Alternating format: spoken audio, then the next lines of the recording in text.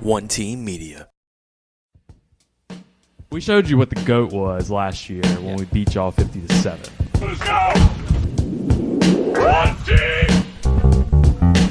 One team, one podcast. Relax, big boy. One team, one podcast. One team, one podcast. Team One Podcast? One Team One Podcast? Yeah, they did a good job. Really good job. Yeah. Why is he so fat? One team, one podcast. One team, one podcast. One team, one podcast. One One team, one podcast.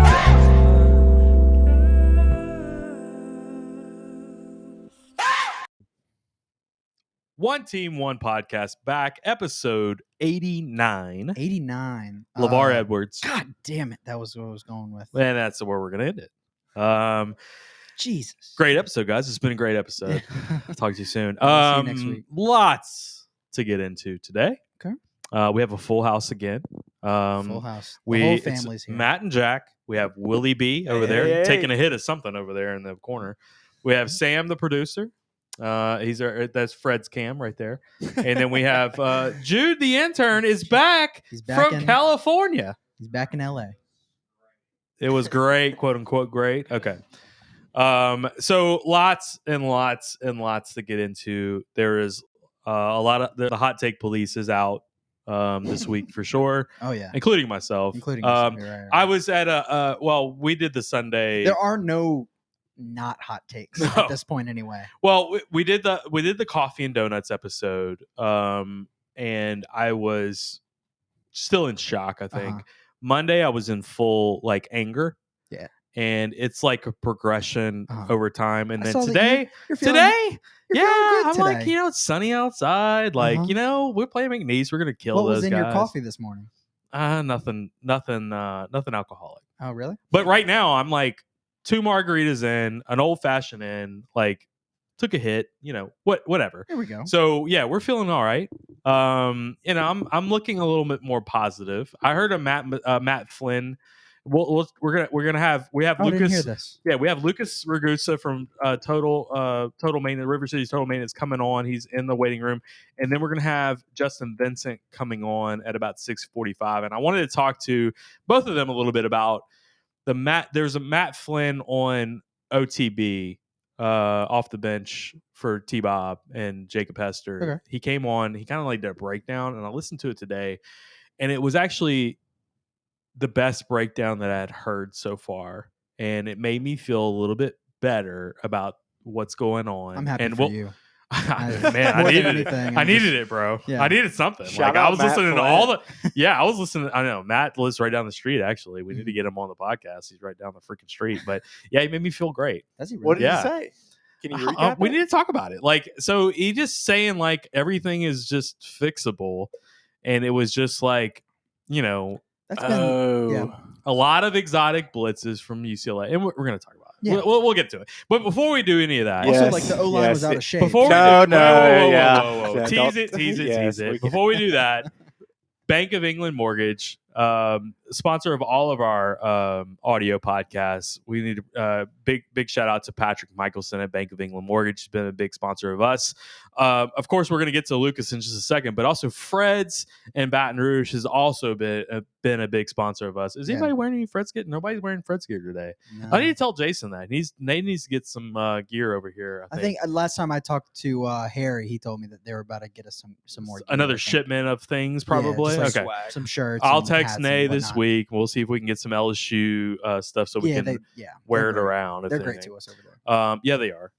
Also, Relief Pools, Ben Landry at Relief Pools has been fantastic. I texted him today and said, "Hey, how's business?" He did not text me back, which means he's fucking busy. Right? Yeah. For sure. They're not.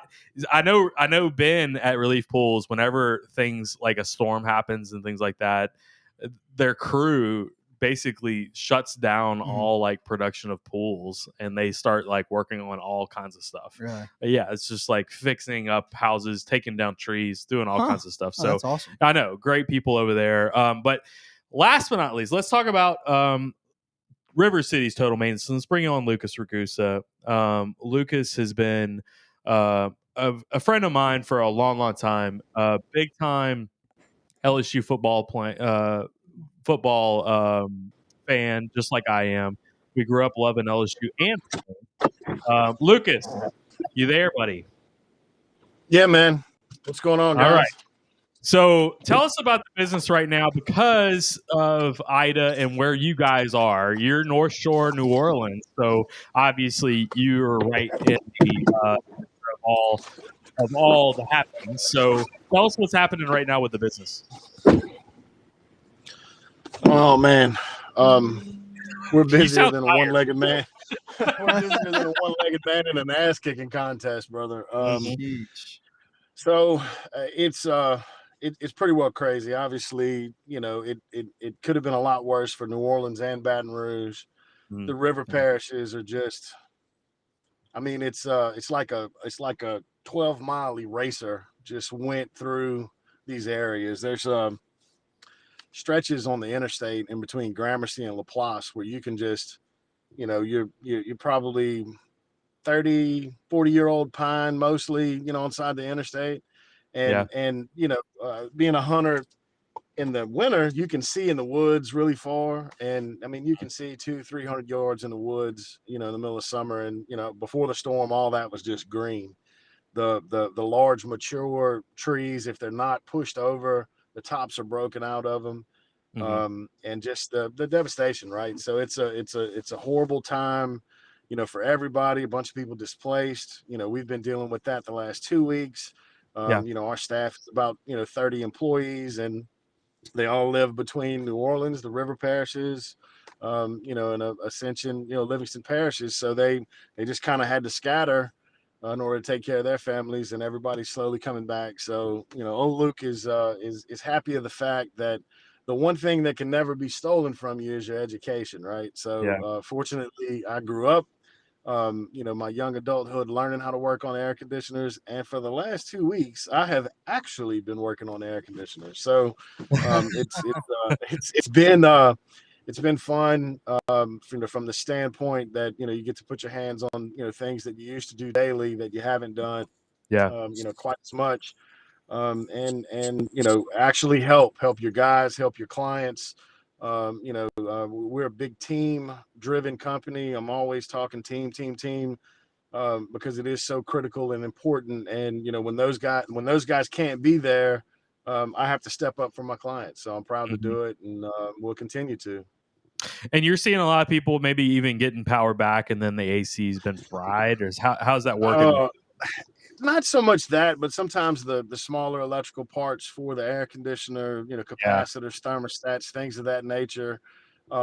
You just for future notice, if you know that you're going to go through a storm, that you may have, you're going to leave your house, turn that stuff off.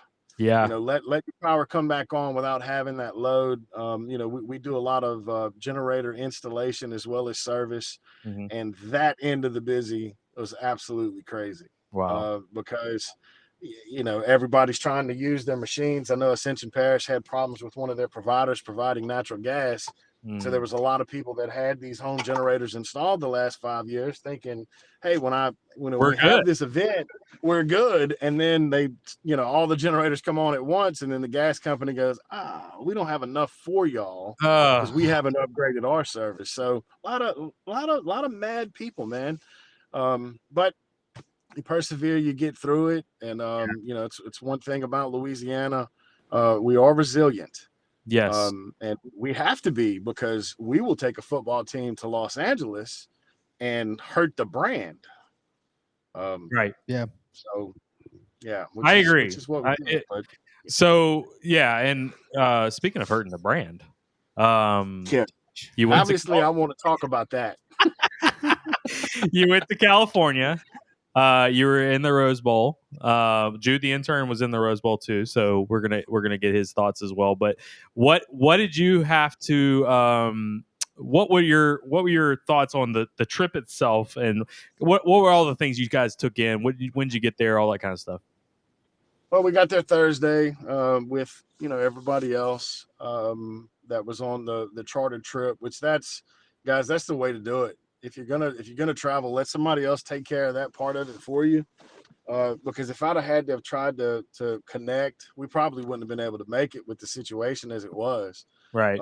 So being able to, kind of right the ship a little bit. We took some damage at our building in New Orleans. So I had to kind of get that stuff straight in the beginning of the week so that I could leave in good conscience. And, but we got on a plane in Baton Rouge, flew straight into Burbank. They had charter buses, took us to the hotel. We stayed in Santa Monica, which is gorgeous. I spent, at least 6 hours looking for vampires, but I didn't find any. That's an old man reference. They're probably not going to get it, but somewhere somebody's laughing at that. And it's a beautiful town. The humidity is crazy. Saturday it was scorching in the sun. We went to the pregame party, and I've heard that. I heard that from a couple of people already so far. Dude, it was baking in the sun. As soon as you got in the shade, you were good. It was like 75 degrees in Baton Rouge. It's crazy. Yeah, the humidity, That's right. And there's none there. I was there too, Mr. Ragusa. No, it's like dry over there. Mr. Ragusa, I love this. Well, I don't know Go what ahead. to call I like it. I like it. Kiss it. Yeah. Did you travel through Tiger Athletic Foundation? No, it was is that Mr. Funds? Is that Yeah, who it yeah. was? Jason. Well, Yeah, Jason yeah. Ramazan, our guy. I went through to Burbank too, so it was the cool part, not the $4.50 for gas part. If you know what I'm saying. I don't know. I almost threw up in my mouth when I drove by that gas station. Hey man, you gotta to live that dream out there. You gotta pay for that dream. Yeah, exactly. Any but, other cool things that you got to do in Los Angeles while you were there? Man, look. So Hollywood is not cool. Yeah. Don't let anybody tell you that it is. I know. Michelle, my wife, and I were, we want to see the Hollywood sign, right? So rent a car, punch it in Google, get the address, drive to it, and it's an observation site. So we're all looking around like, where the hell is it? And we decide, you know what, we're just gonna, go down to downtown Hollywood, and we'll see it from there, because they always depict it as if it's right on top of you. Dude, that thing's so far away, it doesn't even make sense to look at it. I mean, it is. It really is. I took a picture, and it was like, well, this is no good. And then, you have to like hike to get there to like really get there. Yes, I've heard that. No, I'm not a hiker anymore. So no hiking, no hiking for us. So we jetted out, and we wanted to, kind of see, some of the coast. So we went to Malibu and drove around there, and saw a bunch of things that we'll never have, and it was okay. A really, really cool place. Enjoyed it. The venue was spectacular. Obviously, Rose Bowl. Right. You feel and man, going into this thing, I felt pretty good. We had a lot of experience. A lot of experience last year, young, we take our legs to get stronger. And man, we got there, and it just was not good. We didn't, I think good. We kicked off well. Yes. And we kicked field goals pretty good. I understood on the one play where when we made the field goal and had the false start on special teams. We still should have kicked the field goal after that too. I understood why they punted, right? The game's still close at that point, and you're playing a position, field position type game. I get it. Yeah, I'm just all in on so bad. Well, if he would have missed that, 57 yards is still 57 yards. I mean, and I know it would have been 57-yard last year. That's all I'm saying. I get it, but they pay that other guy $8 million to make those decisions. Yeah, no, for sure. True. But I'm just I think if you'd have taken a collection plate that night of a buyout, you'd have probably got half of it, because I know there was a lot of mad people, walking through that stadium, because we believe in the process, and when the process doesn't get fulfilled, you got guys on the road, and they just don't perform. It didn't look good, but I'm anxious to hear what Flynn had to say about it, because I still don't feel good about it. And he broke it down and I'm not trying to tell you that he was all like sunshines and rainbows or anything, but sure. What he was saying is that UCLA was very exotic with their blitzes, and they did it the entire game. And since it was working, they just kept doing it. And he said, but LSU should have scored 60 points on this. Like the way that they were running their defense and they were blitzing the house over and over and over. If LSU had some sort of adjustment to it, it would have worked every time. So that's where he was coming from. Is that I mean, it's stating the obvious now, a week out, but we had no adjustments. We had zero adjustments to what was happening, and the simple fact of having an adjustment on offense, we probably would have beaten this team. And they would have come out. They would have come out of that. Like they would have stopped blitzing if you would have hit them with a couple of long ones and busted them in the mouth with it. Right. Running the ball wasn't going to happen unless we opened up the run. No, and we just weren't going to do that. Yeah, we weren't going to do that. That wasn't even an option. Yeah, to continue to just run the ball up the middle with a zone read is just dumb. Right. Like I don't. It was so vanilla looking. I didn't understand it at all. And they're trying to say that there was too much on Max's plate, and I'm baffled by that. Thinking like, what are you talking about?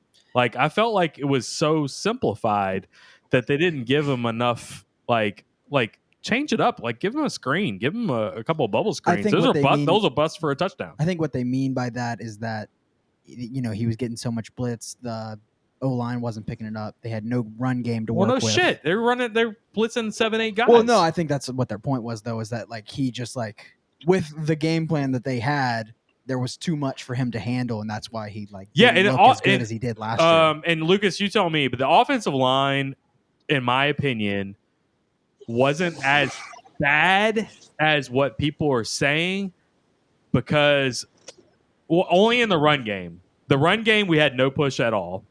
Pass protection, though, when they're blitzing 7-8 guys, like you just got to get rid of the fucking ball. Like there's nothing that a 5-man protection is going to be able to do. Can I speak to that? You Go can, ahead. and then we'll let our guests speak. Okay, Jude. Lucas. Well, I'm asking Mr. Ragusa something. Okay, go ahead. Mr. Lucas Ragusa. Where were you sitting in the stadium? Were you on the sideline or in the end zone?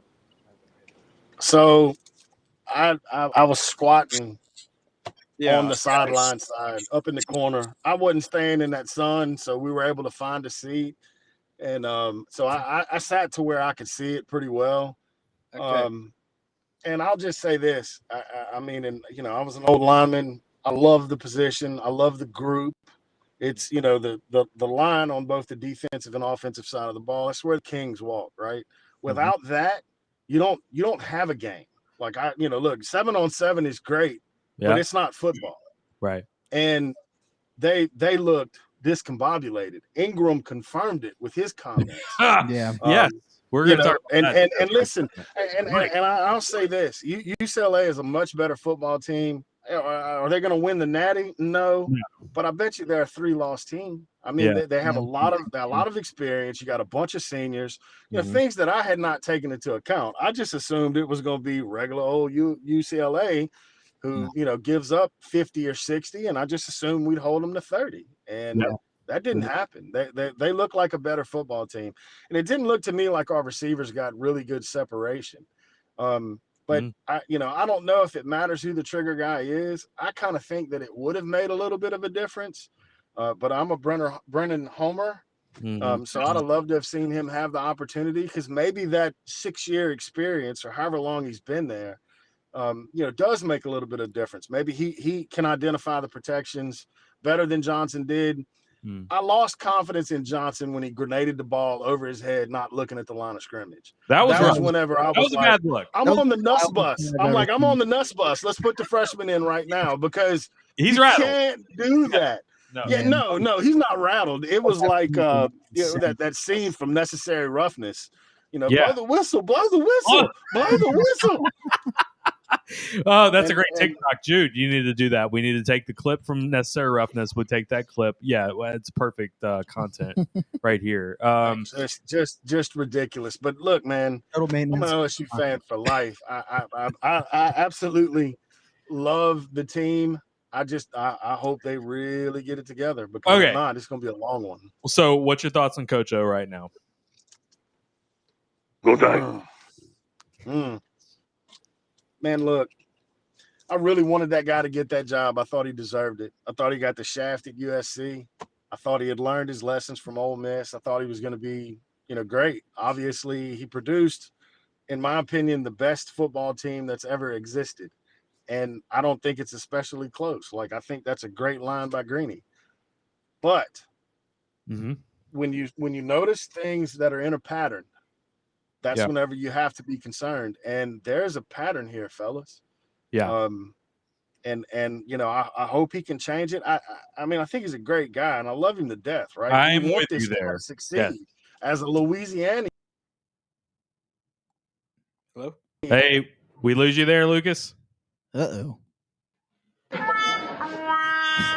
Dude, Jude's killing it on the. I think we lost Lucas a little bit there. If I could interject, Yes. kind of to spin off of what Lucas was saying. Mr. Lucas. Mr. Ragusa. In terms of like he was saying, I want him to succeed and all that. I've broken. Here, let me fix that. Jesus, dude, you got to be ready for everything. I've broken the glass. I've not pulled the fire alarm yet, but okay. So if that makes any sense, yes, it does. I'm with you so far. Yeah, so that's the way I would say is they got you got 2 weeks to really improve. You'll get I say a test, but we're back. Mr. Goose is back. Let's bring him back Mr. on. Lucas. Here he is. Mr. Goose. No, you're good. You're good. Go ahead. Yeah, phone ring. I want Ed to succeed because he's a Louisianian, right? You should want this guy to succeed. I don't know that he can. And I was a big Les Miles guy for a long time because he sustained it a little better than what I'm afraid is going to happen to us if we don't. He's got to prove himself to me now. And I hate to say it like that because I sound like an ass.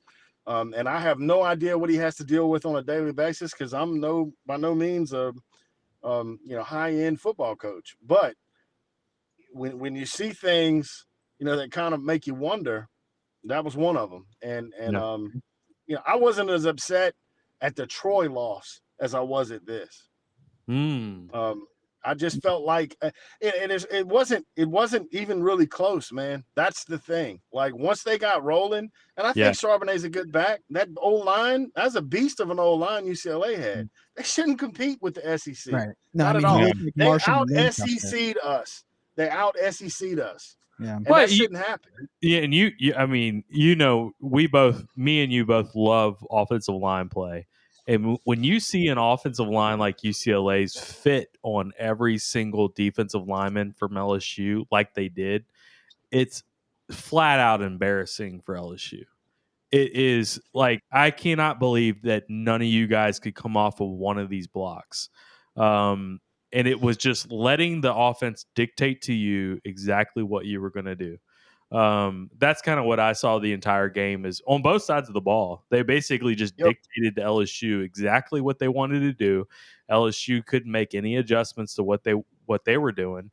And that was the end of the game. Like that was it. Like we played so base, in my opinion. I think we played base almost every play on offense and defense. Yeah. Like we had no like wrinkles of anything that we were doing. Did you see any blitzes, any blitz packages that we could kind of do? No, not really. I didn't see that either. Like change something, right? Like I told somebody in a Facebook group today, like you don't want to just blow up a tight end coming across your face. Like just fucking blow them up. Right. Yeah. Like I'd rather a 15-yard penalty than a 75-yard touchdown. Right. You know what I mean? Like just have at least like have some like that like fake swag or something like that. Like fake Miami swag or something like that. Let me ask you guys a question though. How are you going to have swag when your number one player on the team is putting out minimal effort? I thought Stingley played like shit. Now, don't get me wrong; they only went to his side a couple of times, but I mean, he did not play well, and I don't know. And we need to talk about that too because I think it's because his bad plays were so fucking bad. But like there were really only like 2 or 3 of those. You know? Yeah, well, they didn't go to him very often. Right? No, but I don't know he's missing tackles. I don't know if he ever gave up a catch even. I don't remember that happening. I don't either. But He gave up the last touchdown. The guy ran a crossing route on the inside of him. He couldn't stay with it. And then he missed it. And then he broke the tackle at the end of it. Look, man, the guys that wore that jersey that played defense, I don't ever remember that happening to Pat Peterson. Well, and Tyrann Mathieu. It never happened to. I don't think it happened to Tyrann. He called the whole team out on Twitter. So, it was beautiful because that's that. Look, you have that kind of legendary status in the league that represents your brand. He needs if anybody's gonna call him out, it needs to be somebody like him. I agree. So I agree. So, listen, I'm all Tigers forever, but I want to see better. I mean, we spent a lot of money to enjoy this team, and the fans showed out. And I'll give the stadium this, and Jude, you can back me up on this. One of the coolest moments in that stadium, I guess, was the break between the third and the fourth quarter. They turned up on it, man. It was really good. He disagrees. You just triggered. He Jude. disagrees. He's not going to call you Mr. Agusa anymore. I personally disagree, Luke. Luke. We went from Mr. Agusa to Luke. Well, no, all right, go ahead. Call him Bud. The reason why is because I think some of that is people who grew up listening to that song and they heard it and saw the lights flashing and all that, and they were like, "Oh, this is better than Dixieland Delight." And Country Road said, no, it was fine. It was Jude's cool. triggered. It was really cool. Listen, if you're gonna be anywhere to enjoy that song, it may as well be in LA, in their stadium. It was turned up, and when I was leaving, they were playing some other stuff because I did get out of there just a few minutes early so that I could make the 8-mile walk to the bus. 8 miles. It was a ways. It was a good little lick, and then I had to keep an LSU fan, a little guy, from getting killed by a UCLA guy who was really getting ready to kill him. He's a redhead guy. And those guys, you got to watch them, man. You got to watch the Gingers, bro. They don't have souls. You know that more than anything. You got to watch Ginger. Breaking fights. That's total. So it was, kind of hold them off and get back to the bus. But as I'm leaving, there was a guy, and the UCLA fans were very gracious. I will give them that. As we're leaving, they're all like, "Man, thank you guys so much for coming." And they were genuinely concerned about what we were going home to, because that was the whole deal. I was coming home to no electricity. Sure, right. And but they were, "Man, thank you so much." And I'm on the way out. I'm like, "Guys, just don't waste it. Use it. Because it don't look like we're gonna make a run at it. So hopefully it helps you guys get there." But great trip. I enjoyed it, but wish we'd come away with the dub. Directional state in a couple of weeks. Directional state? No, I don't believe they will. I hope. All right. Last thing before we let you go, Justin Vincent's coming on at 6:45. You said you had a great story about Justin Vincent. The floor is yours. Awesome, dude. So 2003, I guess it's 2004. Catching service calls in Baton Rouge, and we had LSU apartments. So myself and a mentor of mine, we're there together working, and this is 2 days after the game.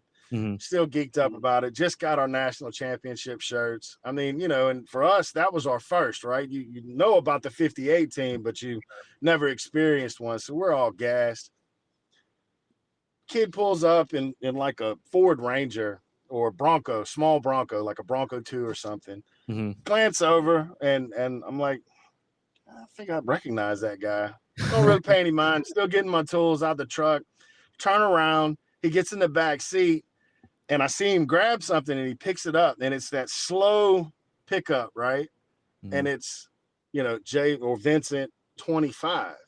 And I'm like, Russell. I was like, dude, that's Justin Vincent right there. He's like, what? And he pulled up right next to us. So here I go bouncing around the truck, and I scare him, right? Because he didn't know that we were just outside the truck. I'm like, hey, Justin, you signed my shirt? I felt like an 11-year-old. He was so gracious. He was so gracious. He dapped us up, told us thank you very much. It was just one of those really cool moments where you get to see a guy that has absolutely MVP'd out. Oh, big time. In the SEC championship and then the national championship. It was just a really cool moment. I've had opportunities to meet Justin after that, share that story with him. I believe he's close with my brother-in-law, Leo DeSalle, and seen him before at some events and shared some beverages, but really good guy. Enjoy his takes. And man, anytime you guys can have former athletes on. It really adds so much credit to what is actually going on. That like Flynn. It makes you feel better, makes me feel better that he feels better about it. Yes, absolutely. Because when he says the wheels are off, it's over.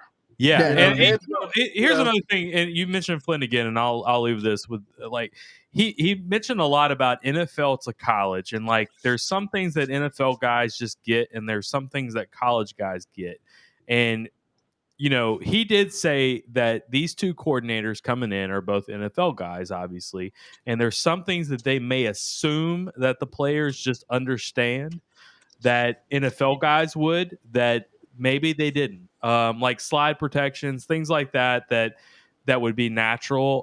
That was another thing that he brought up that I liked hearing from a past NFL guy. Obviously, he was an LSU quarterback, but he was an NFL guy, and he understands what should be expected out of NFL guys and what should be expected out of college guys. And maybe the preparation just wasn't there as far as you're not going to see that in college. In the NFL. You're not going to see zero coverage all game long and 8 guys blitzing all game long. That's just not going to happen. They'll put up a million points. You figure if they're NFL guys, they ought to know how to beat that. They should. And that's, I think that's the question. You're running crossing routes in man coverage. You're going to get beat eventually. Yep, I agree with that. I saw zero zone play when they were getting beat. Now, and what did the kid throw? 9 passes for 3,000 yards or some shit. He went. What he hit them on, he hit them big, and they ran to establish the pass, and we were trying to pass to establish the run, and it just was not working. And look, I'm the guy that wants to get in the eye. Whenever you when you don't know, put them in the eye. Let's run it down their friggin' throat. We don't have that. We don't do that anymore because we're so spread out. We don't even have a fullback on the team. That is not in our. That is not even in our game plan anymore. Playbook. Yeah, it doesn't even exist anymore. It's a different age of football. And I'm fine with that. Yeah. So. All right, buddy. Well, we appreciate you coming on. We'll check up on you in a couple of weeks. So hopefully everything is settled in the North Shore, New Orleans area, and we will catch up with you in a couple of weeks. All right, buddy? Sounds good, Matt. I appreciate the opportunity to vent. Thank you, Mr. Thank you, Ragusa. Lucas. Thank you, Mr. Ragusa. Yeah, we appreciate I'll call it. you Mr. Ragusa one more time. Thank you. And later, guys. Y'all be good. We'll talk to you soon. All right. Bye. Later. All right, so that was Lucas Ragusa, River City's Total Maintenance. We appreciate him coming on. We're going to have Justin Vincent in just a few minutes. Before we even get to that, I wanted to go over a couple of other of our sponsors. So, Courtesy Buick GMC in Lafayette. Those guys are still churning out some vehicles right now. So, look at that. Yeah. So, so you kind of have to squint to read it, but it's there. It's there. Yeah. It's there. So Brandon Lejean over at Courtesy Buick GMC. Follow him on Facebook as well. He's got some deals every now and then. Also, Bear Process Safety, the Big Orange Bear, Adam Berry doing work over there. Same situation. We're gonna try to get him on maybe tomorrow night for the Willie Betts segment that we'll do here. So maybe we can have him come over, and he loves to talk about that kind of stuff. So Big Orange Bear, check him out. Bear Process Safety, doing process safety development all over Baton Rouge and internationally. So they do Zoom calls with people. They were doing a project with Belgium recently. So check out Bear Process Safety. Also, Bogies in Baton Rouge. And speaking of Bogies, you probably have Justin Vincent's going to be coming on. He's one of the king of bogeys. Yes, sir. Back in the day. So bogeys in Baton Rouge, we appreciate those guys. And last but not least, Bocock Brothers Cigars. They've been helping me out a lot. You got some too, Willie, huh? Love them. Which one do you like the best? So you had the Habanos, and then you had the Connecticut ones. The Connecticut ones are the white label ones, a little milder. Yeah, I like the Habanos, the purple labels. Purple labels. Yeah. That's their most popular one. I will tell you, and I told you this before, the Connecticut ones, the white label. With a latte. With a latte, bro. Yeah. I'm telling you, it changes your life. I got to try that. So Golf Line's coming up, probably in about a month. Okay. We have a timeline now. That's what he told me. Hell yeah. He told me about a month, and he's going to get us a whole bunch of stuff. So he's going to get us some gear. So, Sick. yeah, Bocock Brothers cigars. I really do hashtag love their be golf cocky. gear. Yeah, it really is. It's really cool. It's fantastic. Could we go early tonight and go outside and smoke a few? Yeah, we can. Sure. Absolutely. I got some. I got 2 boxes in there. So How many Yeah. cigars am I going to smoke during tailgating? Like, how many do you think is A like lot. an acceptable amount to smoke? I hate to do more than 2 cigars a day. 2 cigars. So like It just 3 feels- but like 3 on a game day. It then. feels like I'm hurting my body. Well, these are Churchills. The actual size is called a Churchill. Exactly. It's the long, skinny one. I don't know if Jude knows that he's not on Juke mic cannot anymore. hear. He's Like, just yeah. Juke's not This on a whole microphone. time. He's just like going. Does he know that? Yeah. So, all right. Before we bring on Justin, like, do you want to talk about that a little bit as far as What specifically? Well, we talked about Matt Flynn a little bit. I don't know if you heard any of that. I probably should have. So like, prepped what you on that all a like little did bit. he say is fixable? Exactly. Well, he was just going over X's and O's. Because I was gonna ask Justin, like, one of the things I was gonna say today is just like go through certain things that we just were shit on Saturday, Sure. and just say like, how fixable is that? Yeah. And How just like can go you do through that? it like one by one. So like, what else did he say? Well, obviously, most of the stuff that he was talking about was on the offensive side of the ball. okay, right? Because he's a quarterback. Yeah, and he was just saying like, look, UCLA just blitzed every down, like, and they figured us out. They waited a little bit to bring the house, and then Yep. they brought the house, and then they just didn't stop bringing the house because we reacted the way we did, Right. and we never made an adjustment to it, and they just kept doing it. Mhm. But he was also saying, when you're playing cover 0 like you're doing, Right. there's no reason why we shouldn't have scored a ton of points. Yeah. Like you get them out of that eventually. Like Yeah. you want to just keep doing that, you're going to get burned. Yeah. And we never ran the right plays to get them out of that. Like we never did anything like a bubble screen. We never did any kind of like running back screen to kind of just crush a 0 coverage blitz. And that's what I want to talk to Justin about too, is just like, okay, what did you see offensively? Because I think that's the biggest part. The defense, we're big on no Durante slander here. No. So we love the guy. That's targeting if you. It's targeting, absolutely. But I think there's some things that we can figure out defensively, but at the end of the day, it's almost like last year. We need to score a lot of points. At the end, we have to score points. Yeah. If we don't score points, we're not going to win 20-17 this year. Do you think that? Great point, Matt. I'll ask. Actually, let's bring Justin Let's on. do it. Because Thank I you. actually have If this you question don't for Justin. score points, you're not not gonna going to win. You have to win. You have to score. If you don't score more points than the other team, You have to That's outscore the the key to the opponent. game. There- The key to the game. Actually, Yeah. I know the perfect question to ask him when he comes on. All right, Hey, Justin Justin. Vincent is on with us. Can y'all hear me? I can hear Yes, you sir. great. Yeah. Yeah. Yes, sir, Mr. Justin. looking Mr. great. Vincent. We're going to call you Looking Mr. great. Vincent. Yes. All right, Justin. Let's just get your thoughts off the bat. Sure. What did you think about the game? Did you go to UCLA? Yeah, I was there. You were there. Okay. Okay. So you have a bad taste in your mouth already because you were there. You witnessed it in person, right? 100%. Okay. Give me your hot takes. I told you you better bring it hot. Bring Yeah. your hot takes right now, and I want to hear it. Ex player, tell us what your thoughts were. All right, I'm not gonna harp on the defense too much because obviously I'm an offensive guy, but Well, I saw- and no Durante slander at all. yeah, Either. no Durante slander. And That's my guy. this is the thing. It isn't about Durante. No. It's about accountability on the player's part. Okay. And I'm with you that. know, obviously from a former player's perspective and somebody who was in the building for 6 years who coached under Les Miles, you understand the dynamics of hand placement, read your keys, see what you're doing, see what you're looking at. It just seems at some point in time, like it just got old to them. It was like it wasn't important. And it didn't make sense to me. It almost seemed like their head wasn't there. Mm. I'm not quite sure what may have caused that. But obviously those are correctable and fixable mistakes that they can get tackled this week, and hopefully moving forward, obviously there's some good teams in this league, and we'll see teams will be able to run on us, teams will be able to pass on us, but hopefully we're able to put more points on the board than they can.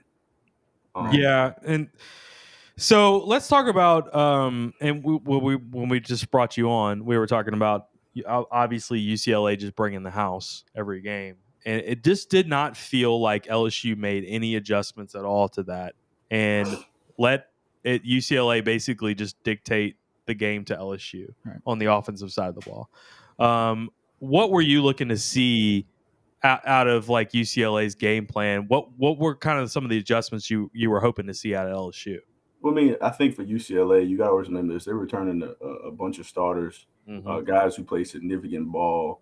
We got a couple of new faces and some people who haven't played significant ball. Not saying that we still could not come out on top, but obviously we did not. I think at some point in time in the game, especially when we spreaded them out a little bit on our first third down series and they started bringing the heat, saw something that I thought I would never see. One thing we do in football, you always taught, especially offensive line and running backs, you never pass up color, right? So especially if a guy's head up to you, it may not be your guy, but if he's head up to you, even though he's not down, but he's in front of you, you don't let him go to go block ghost. Right. Like, you know, those things are sacrilegious in the offensive scheme. It's sacrilegious in the meeting rooms. Those are things that we do not tolerate. You can, as far as the running back situation goes, like what is always told is you can run the ball, you can be a great running back, but if you cannot participate in all facets of the game, as far as blocking and pass catching, you should not see the field. And with that being said, on the offensive line side, I felt like simple things, like if a linebacker comes stand up in a gap over a guard and there's no down lineman, you don't go help the center, you block the linebacker. Yeah. You know what I mean? It was just simple things like peewee ball stuff. And I think maybe the whole aura of the Rose Bowl got to him. I have no idea what it was, but it just seemed like it was so simple and correctable. But you just keep saying it time and time and over again, and it was really, really tough to watch. Well, and that was one of my questions. You know, we have a guy that actually asked some questions in the press conference, and you know, I actually criticized a couple of media guys about some of the questions that were asked in the press conference on Monday. And what I wanted to ask was, what kind of adjustments were made at halftime? Like, we can see some of these things that were happening in the first half, and it just didn't seem like any adjustments were made from one half to the next. And that's where I have to hold coaches accountable to this kind of thing, right? Like, you know, players making mistakes is one thing, except for Durante. He's a god. We have to. I mean, players can make mistakes, and then you correct those mistakes. But are you not seeing those mistakes happen real time to where you're not correcting them? Yeah, you know, I think they tried to correct them, but at the end of the day, it's like that old saying: you can lead a horse to water, but you can't make him drink. You know, you can sit up there and draw all the stuff up on the board and tell the guys this is what they're doing, this is what they show, and they bluff and they do this and they do that. But if you aren't all in, and you are not going to get it, you know. And I think Chip Kelly did an amazing job as far as I watched us pick up maybe one or two blitzes right after the half. Right. And then he switched it up and he had it coming from the other side, made the guy bluff, get in the gap and backed out. And then the other guy came. So he wasn't doing that at first. He just said, hey, we're going to see if they can block it. If they can, they can. If they can't, they can't. Then we'll move on. But it's like, you know, being, you know, playing off coverage in kind of a weird cover zero look, which is hard to believe because in cover zero, you're not really playing off. Man is pressed. Safety's kind of down the box. Strong safety is at the linebacker depth. So I'm not quite sure, you know, what that taboo defense he was running, because at a certain point of the game, I felt like when I was watching, I didn't really recognize anything. It seemed all foreign to a certain extent, but you don't pass up color. And at the end of the day, guys could have done a better job of protecting their quarterback and giving us a fighting chance. Yeah, I felt like there were a few times, specifically with Max, where I just thought, like, you know, I felt like he was like placing balls, like trying to just like, I don't know. I just felt like he needed to just play football, you know? There was one play, man, that vividly stands out in my mind. Really, actually two offensively. The one where he threw, they were in zero coverage. The strong safety or the linebacker, I can't remember, really had a snafu and didn't cover the slot receiver, and he threw it in the dirt 5 yards behind him. Yeah, right, to Trey Palmer. Yes. And then the next one, walk-in touchdown. The next one, it was a seam route kind of off the hash, and he threw it late and almost got picked off. Yep. down our sideline, going away from the LSU's end zone. So it was kind of, was he not ready, or it just seemed like all the things that could go wrong went wrong. Right. Yeah, I think he was just confused. Couldn't buy a break. Yeah.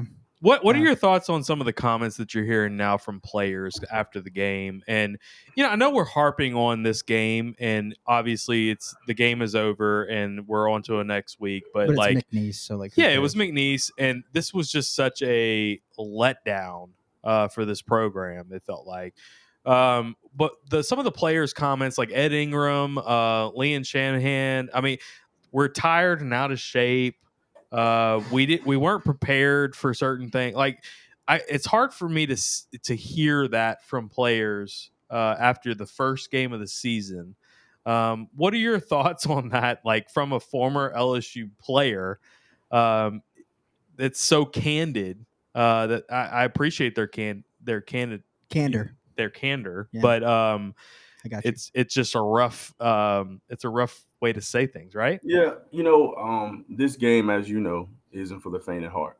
Yeah. Criticism across the board is always welcome, and if in this game you got to have thick skin. I think they should take this criticism and roll with the punches and make the fixes and changes in their game so they can better themselves and better this team. I think none of it was harsh in my humble opinion, because at some point it's not about LSU, right?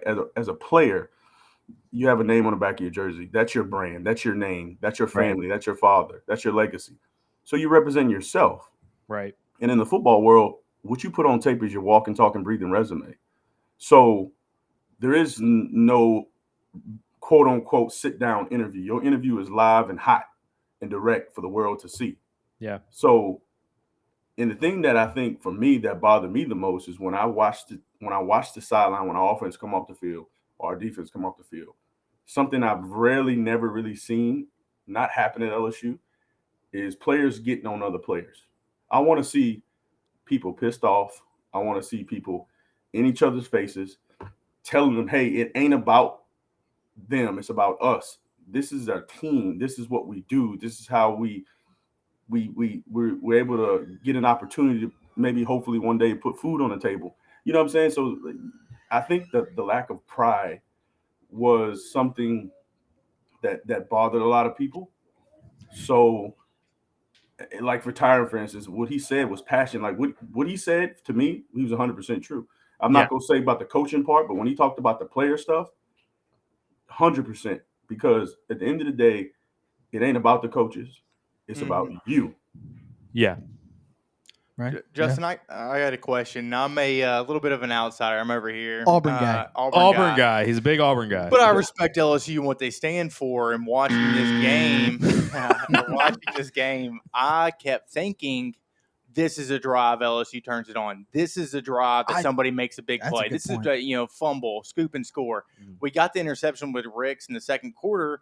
I just kept field goal out of it. Looking for again. I was lying to myself, telling myself that LSU was going to do it and be the LSU that we know, and I didn't see it. And I guess I'm really just saying that I agree with your opinion. Like the energy that you expect from LSU, the hard nose or in your face, it wasn't there. I don't know why. For me, sitting there amongst the fans and listening to the moaning and groaning, it's never good for me, right? Because I used to be down there, right? I'm somebody. Yeah, I'm somebody's son. That's somebody's brother. So for me to hear slander from fans, sometimes it bothers me, and I got to catch myself because I want all the smoke. Yeah, that's how I operate. Anybody who knows me knows that's how I operate. So I have to catch myself being in the professional world that I am now. So it's super, super tough for me. But watching that, but like I said, the energy, I can somewhat sympathize with the fans. Somebody who paid, a hell of a price on a plane ticket, hell of a price on airfare to come watch their Tigers get walked. And it's unacceptable from a team. Obviously, like I said, they're returning a bunch of starters, but they're not LSU. I mean, I'm not trying to throw any disrespect to UCLA. I hope they go undefeated. I hope they give USC a run for their money. Yeah. But for me, I highly doubt it because that was their Super Bowl. I think they blew everything they had on that to show the world that they're there and that they have quote unquote risen, because we all knew the last couple of years UCLA has kind of been, I don't even want to say middle of the road, but Chip Kelly might be looking for another gig. Right. You know what I mean? So he might have kind of saved himself a week or two, but I'm not quite sure what to kind of get out of it other than that these guys need to look in the mirror and develop evaluation. I also think that the Pac-12 looks horrendous. It does. And I mean, if this week was a legitimate look at how good UCLA is, which I agree with you, I don't think it is. Then they're going to go 12-0, or they'll win the Pac-12, right? At the very least. Which at the end of the day, like I said, no slander, but it is what it is. It's not saying much. No, it's not. You're right. And I think you as an ex-player probably look at the players more, where I don't like to look at the players, and I don't like to blame players as much as I would rather put the onus on the coaching staff, right? The only reason I say that, let me tell you something. I go to practice for 3 or 4 days a week, right? Sure. And I watch the intensity from my coaches. I watch Coach O. Yeah. I watch Dre. I watch Durante. I watch Coach Raymond. I watch Coach Falk, Coach Dave. I watch those dudes yell until they can't yell anymore, try to get their point across, make them do it over. You're reading the wrong stuff. They're not going through the motions. So I halt on criticism for the coaches because I see it. Sure. Right. But when it comes to the players, you've been taught. My whole deal was last year, everybody gets on me, or at least all my friends do, that I give Coach Bo Pelini the benefit of the doubt, because our situation was different last year, right? We lost a bunch of players. There's a bunch of coaching staff. We don't really have a spring. And if you know anything about football, a lot of guys aren't up to the board stuff, right? You need to get them on the grass. They weren't allowed to get on the grass because of COVID and all this other stuff. So that's why I hold criticism for somebody like Coach Pelini, but now I hold criticism for our players because they are better. They're LSU for a reason. You offer scholarships for a reason. You're ranked for a reason. You know what I mean? So it's the onus comes off of the players. I mean, the coaches for me always. Mm-hmm. And it just seemed like they weren't into it. Like just looking down the sideline and not seeing anybody cut up and not seeing any pushing matches and shoving matches on. That's what I want to see. Yeah. I want to see people getting like pissed off that they're getting run up and down the field, that they let this dude run for 200-something yards, and it's ridiculous. Well, I mean, so the where I hear you talking, and you correct me if I'm wrong, please do. It feels like there's a culture issue with the players. Yeah, like, it's not. They're not listening. I'm gonna pause you right there because sure, go ahead. You gotta make sure you get real specific with people, because they hear what they want to hear, right? So I'm gonna say it loud and clear so everybody can see, and you run this thing on a loop. When it comes to culture, it has nothing to do with Coach O. Not one thing. One thing, because the president is set, right? You come to play ball. You're here for 2 reasons: to get a degree and have an opportunity to play in the National Football League.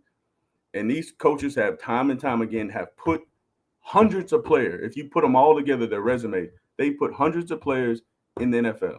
Mm-hmm. What separates you and them is doing what you're told. Like I can't watch somebody sit flat-footed and not run with the wide out / tight end or whatever it is after you've seen him run it 5 times already. Right. Sure. You know what I'm saying? Like, it ain't about you've been showed that on the sideline. This is what they're doing. They're running the speed. They're trying to get your eyes off of him. It's a hard count. He blocks down. He throws his hand, and he's count 1 Mississippi, and he's gone. That is your guy. Stop looking at what you're not supposed to be looking at.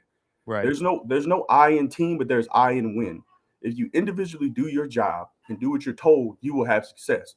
But if you out there trying to do Justin's job, Derek's job, Micah's job, we're gonna have an issue. Yeah. Do your job and we'll fix the rest. But you can't try to be all over the place. And I think that's our biggest default right now. And hopefully this week, I didn't get a chance to go out to practice today because I had a great time at Oakmont and I'm trying to get some rest. There you go. so it's hopefully I'll swing by there tomorrow, be a walkthrough, and I'll be able to see some things. But it's just been tough to to grasp me, I sat in the stands, a little bit after the game, after everybody walked out, and I was just like, "What the hell did I just look at?" That's our Auburn fan. Fred's cam is happening right. Yeah, Fred's cam is happening as we speak here. We have all about Fred's. Yeah. So we all right. We're getting all the drinks out right now. Okay. Yeah. Shout out to Jason Nay. Yeah, Jason, yes, Nate. We're gonna Big Red. Yeah, Big Red. We got some cards from Red the other day. So my guy, man. Okay. Yeah. So I actually had one question. Go ahead. Go ahead. With the running game specifically, do you think that like John Emery and maybe Armani Goodwin, if he plays, I don't know if they like Trey Bradford. Or Trey Bradford. I guess they just don't like playing freshman running backs. I also want to know what you think about Corey Kiner not playing. But anyway, what do you think? Do you think Emery coming back will like actually spark something in the running game, or do you think it's more of so for running backs, it's different, right? You need reps, and I mean live reps. I'm not talking about practice reps. I mean live and direct coming into your TV. You need those reps constantly. You need to see different color jerseys, not the same color you're wearing. So hopefully, this week, whether it's Emery, whether it's Ty, whether it's Bradford, Armani, whoever it is, they need to get out there and they need to give them the ball 40 times.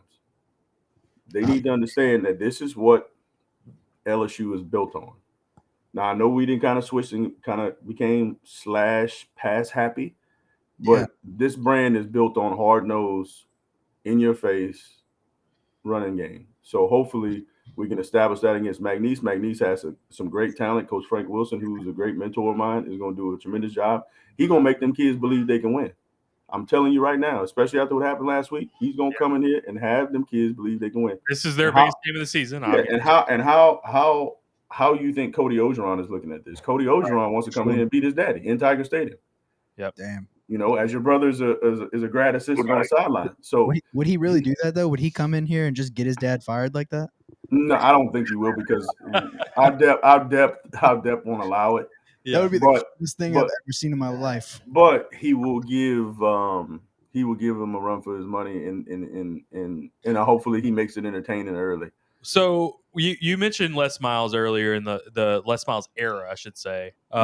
Back when you were there, that was the biggest shocking, and even Saban, obviously, but the biggest shocking thing for me to see is the offensive line and the defensive line basically get manhandled all game long by a school it's not an SEC school, obviously. I'm just not used to seeing our lines of scrimmage being pushed around like they were. It felt like we have regressed in a toughness aspect.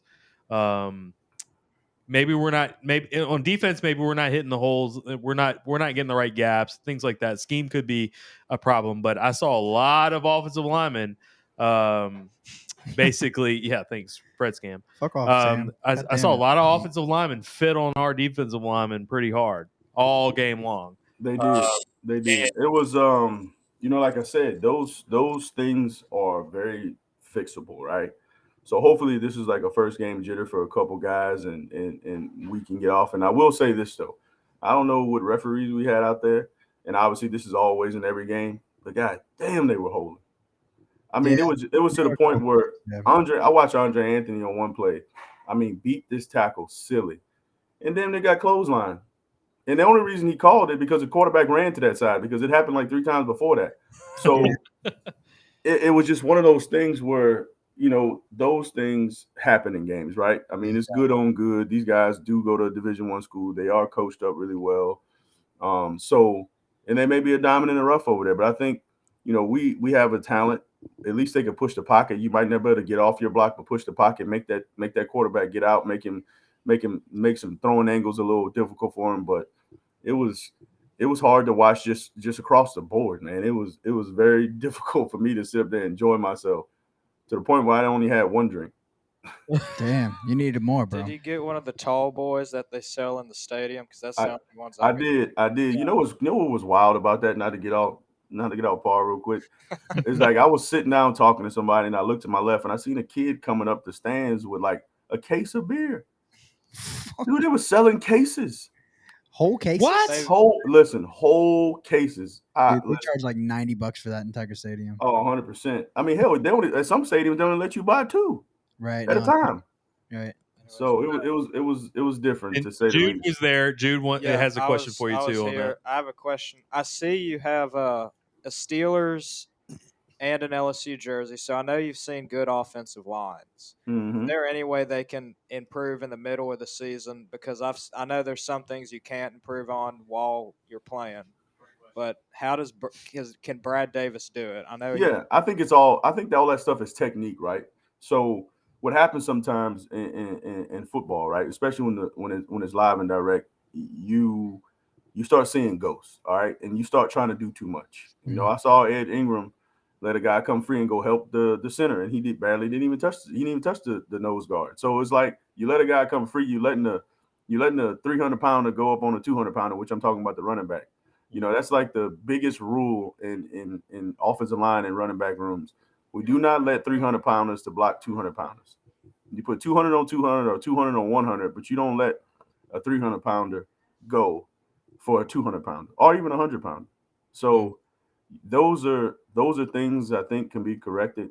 I can tell you right now, UCLA put a lot of good stuff on tape defensively, and teams are going to try us. Yeah, they're going over again. Right. So this will be a great learning experience for them. I think this will be great film to watch because everybody's going to do the same thing, but they're going to line up a little different. They may not stand up on the line of scrimmage like UCLA did and say, oh, well, you can't get the ball out. Let's see if you can do it. You know, they might try to disguise and do some things, but as long as you can get some recognizable tendencies, I think we'll have an opportunity to be successful. And I just want Max. Like, it was hard to watch Max, too, because he couldn't set his feet. And I felt kind of bad for the kid, especially when he threw the ball behind his back, almost had a damn brain aneurysm. I was about to ask you. Okay, so we have some questions on Twitter from earlier today when I posted this that we were going to talk to you. But I wanted to know what your reaction was when Max threw the ball behind his back, your actual reaction in the stands. I really didn't see, like, I saw it, but like they were a little far away from me because I was in the end zone. So I was like, I think he did that, but I didn't want to put that on him just yet until I saw the replay. But yeah, he was very uncomfortable. You know, I've never seen his feet dance around like that. Yeah. It was a lot of times he just didn't move. He was a statue. Yeah, he didn't move, and he was fidgety. He was throwing off his back foot. He was doing some things that we aren't accustomed to see him doing, especially when he came in the latter part of the year last year, and he done amazing for us. I just want to get back to that. You know, make him feel comfortable. You're going to get hit. Let's just get that out the way. Yeah. So you're going to get hit. Try to minimize it. Obviously, if it's our ball and nobody's ball, throw it out of bounds. Do those things that'll make you continue towards the end zone. But it was hard because I felt his pain because I knew he was like, well, damn, I don't want to get smoked again. But we don't want to just throw the ball up in the air like that either. No, right. And I feel like he's a tough kid too. He can take a hit, but yeah, obviously there's one too many can end it. But all right, so a couple of questions. Seth Wansing on Twitter: what does LSU need to do offensively to be more aggressive more often? And who do you think needs to be who needs to step up and be leaders? He needs to take shots. LSU needs to take shots early and often. Yeah. You know, and if you don't learn anything else about Saturday, get Boutte the ball. Absolutely. Yeah, Jesus. You don't know nothing about nothing. Get that man the ball. Good Lord. I mean, he turned something like nothing into something immediately. Yeah. You know, so I think, you know. What did he remind you of, by the way? Ooh, that kind of early Doucette. Ooh, okay, I could see that. He understands space, I feel like, so well. He does. He's taller than Early. Yeah. He's tall like a wide receiver, but he's built like Early. Yeah. Because Early was like a slash guy for us, especially coming out of high school. He played quarterback. He did everything for them. Yeah. But he is thick like early, Mhm. and his speed is deceptive because he don't look like he can run that fast, but he got a Right. little juice with him. Yeah, Man, right. and the way he runs after he catches the ball, it's weird. It almost reminds me of Kamara a little bit. He has like He's angry. He has like crazy balance, and it's just like And he's a magician with a stiff arm too. Yeah. So that's probably what it is right there. Probably. that's Yeah, part that's of it. right. Yeah. What was it, Matt? What was the second part of that question? Second part, who do you think needs to be step up and be leaders?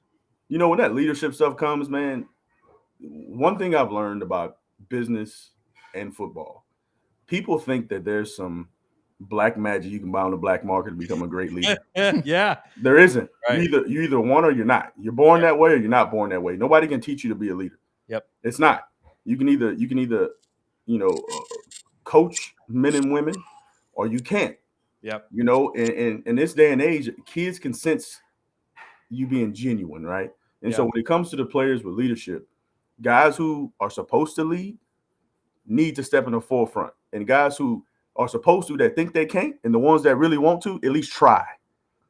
You know, show effort, show that you care, show that it's not about you, show that you want us to succeed, because ultimately at the end of the day, we all gonna take the blame if we lose, and we all gonna take the blame if we win.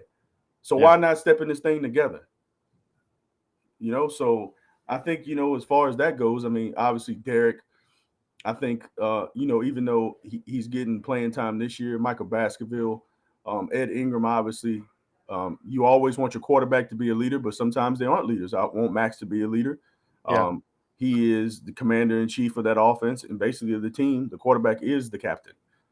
No matter if he's declared one or not, he has to be. And you're not saying that Max being a leader. Yeah. Sorry to cut you off. You ain't saying that he's a leader, but what you talked about earlier, it's like Tyrann Mathieu brought the heat to that defense, man. Like the whole team knew. Joe Burrow and Devin White, you know, they brought it. They brought it to each other. They brought it to the whole team. They kept, like you said, accountability. And nobody bringing the heat. Somebody got to get pissed off. There's a lot of we don't have a dog. I feel like right defensively now, that guy is actually Eli Ricks. I do too. I mean, he just makes all the plays. I like dude. it. He does like everything. that. Yeah, because he talks shit too. So he does. I love it. He's got a little Johnson in him a little bit. Actually, after the pick, I noticed something. He was about to take his helmet off and like start talking a lot of shit. But I saw that too. He was about to take it off and then he put it back on. Oh, good. He's maturing. Yeah, he's maturing. You know who he reminds me of, and this will probably, when I say the name, you can be like, but hopefully he don't have all them other issues. But he reminds me of Pac-Man Jones. Okay. Ooh. I thought you were gonna say, oh shoot, with Aqib Talib. I thought that's you were He's Aqib Talib too. Oh, the only reason I said Pac-Man Jones because I saw him twice a year when I was in Pittsburgh. So that's right. All right, another question for you. This is a good one. Ask Justin what he thinks about the NIL and how and if it would affect. If it would how.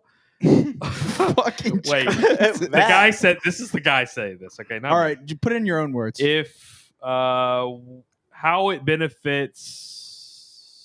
somebody coming out of high school, how it would benefit you coming out of high school. Sorry, from Barb, Louisiana. So from Barb in Lake Charles, how would have NIL affected you? There we go, Matt. Coming out of Barb, you got there. In Lake Charles. Thank you, Lane Ward. I figured you out. Not dyslexic. Jesus. For me, I was raised different, right? So I'm 38 years old, so I'm kind of old school, right? My parents are old school. My mom is very vocal, and no matter what school it is, where they can tell me they can put me in front of this many people and get me X amount of dollars, and they can do this and that, the other. Right. End of the day, none of them dollars gonna matter if you can't play dead in the cowboy picture. Like, you got to be able to play some football to be able to get these opportunities. They could sign you straight out of high school, but if you get to the school and end up being fourth string, I mean, them things gonna go away. Yeah. I have the luxury of being on the NIL board at LSU. Okay. I didn't know that. Yeah, so I'm on the NIL board, and it's very interesting. You can hook us up, right? You can hook us up with people, right? Yeah. Yeah. I mean, hell, long as there's no pay for play. Everything is part of a fair and open market. You can do whatever you want. Okay. So I can't give Keyshawn Butte like $1,000 every time he scores a touchdown. Yeah, you will get him kicked out of school, and you will get in trouble too. So, yeah, you can't do that, right? We don't have that kind of money anyway, so don't worry about it. What if I change it to like every time he does a touchdown celebration? You can't do that either. Okay. It has to be, hey, find loopholes. It's K-Tron Butte. Please watch, enjoy, One Team, One Heartbeat podcast, blah, blah, blah. Yeah, you know what I mean? It's got to be that deal, right? Gotcha. Right. It can't be anything other than that. Yeah. So I got you. How far in advance? I mean, this is kind of a question in general that I've been wondering. How far in advance do you need to have these things set up? Like what Jack said, you can't do the pay for performance, which I understand that because you don't want to be, incentivized doing that to college kids. But can you go and get it done in a week? So for instance, if let's say you guys were trying to get me, right? You would probably send me a direct message on Twitter. I am trying to get you, Justin. Yeah. You know what I'm saying? Hey, this is free right now, by the way, Justin. Yeah, this is free.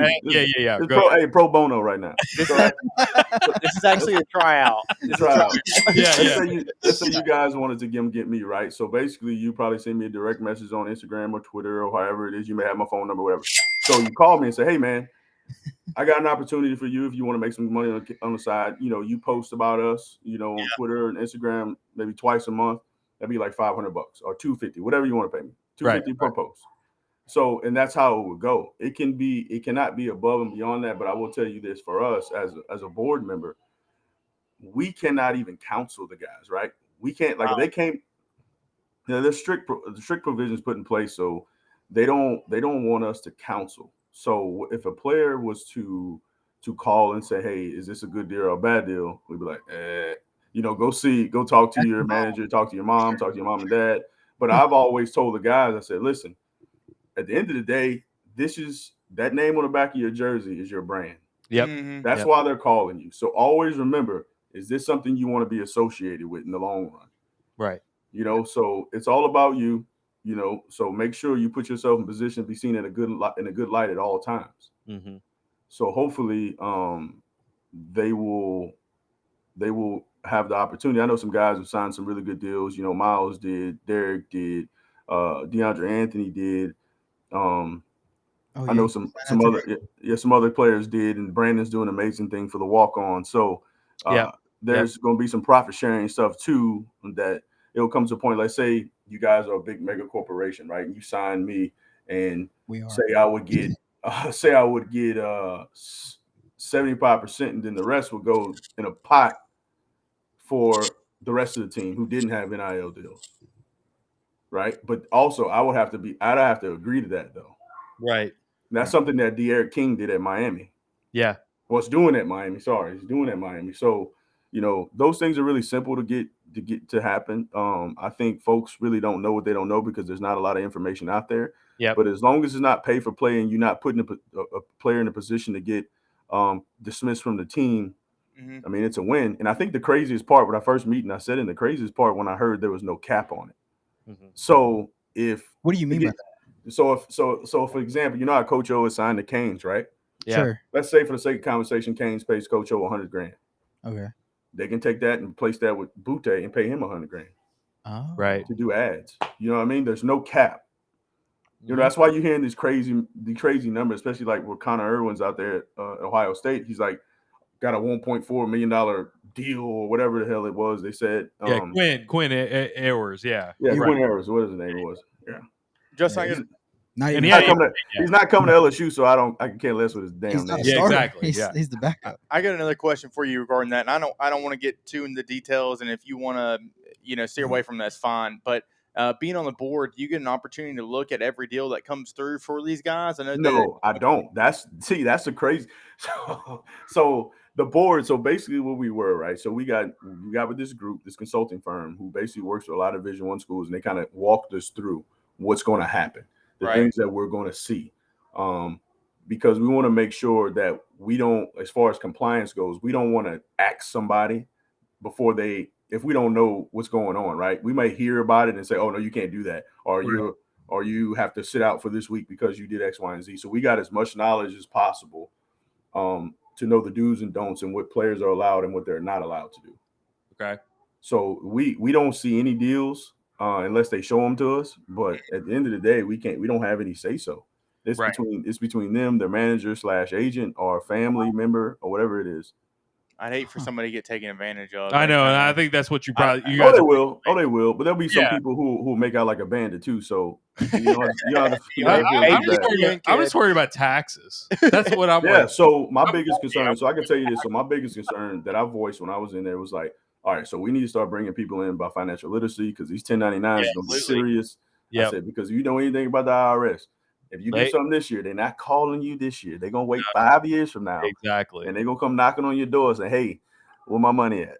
You know what I'm saying? So I hope you're in the league that you're making enough money to pay for this bag. Yeah, so 1099s and filing taxes is a must for me. That was the thing that I mentioned, and they'll be getting some stuff pretty soon on that. And moving forward, I think it'll be a good thing, man. I think it's time because they can never. For me, I was always an advocate for players getting paid because. You know, you look at somebody like Jimbo Fisher. Jimbo Fisher recruited me to come to LSU. Him and Nick and Mike Haywood are the main reasons I came here because I was getting ready to go to Wisconsin. Okay. And Jimbo makes $75 million guaranteed. Wow. You can't scream amateurism if you're making that type of money. I'm sorry. Like none of that makes sense to me. So when Dabo was on his little podium and he was talking about, oh, I'm just gonna give up ball. Stop being stupid. Don't talk like that because it's not that serious. Ridiculous. Them kids making pennies compared to what you're making. You're making almost $10 million a year. Right. So let's not get crazy. On Saturday to go watch Dabo or Jimbo. They ain't going to watch them. No. Yeah, you just so happen to be the head ball coach. Right. But they come to see LSU football or Texas A&M football or Clemson football. Yes. That's what it is. So let's not be naive, especially back in the day when I walked in the bookstore and saw 125 jerseys selling for $100. Yes. Bullshit. You know what I mean? I had one. You know, shit, I had one. I mean, you know what I mean? My parents like, you bought me one. You know what I mean? So I think I had a Josh Reed / No, you didn't have Josh Reed. Let's get it correct. I'm gonna correct you right now because somebody brought this up the other day. So they wasn't making Josh Reed jerseys, okay? they didn't start making them until 2003. All right, so let's get it correct. Okay. Hey, man, Josh is my guy now. Yeah, hey, Josh is my guy, but I get Josh on, especially for the offseason. Oh, I'd love to talk to Josh. Dude, I always used to be so confused because like I was only like 5 years old. National championship year. Okay. And I just thought that you and Josh Reed were like with the same guy, like the same dude. Okay. And that they just switched him over to running back. I will say this: you guys did a like a little jump cut the same way. You and Josh played running back in high school. I know. That's why he was 25. He was a running back. He was a quarterback. He was a punter. He was a kickoff guy and a field goal kicker. Jesus.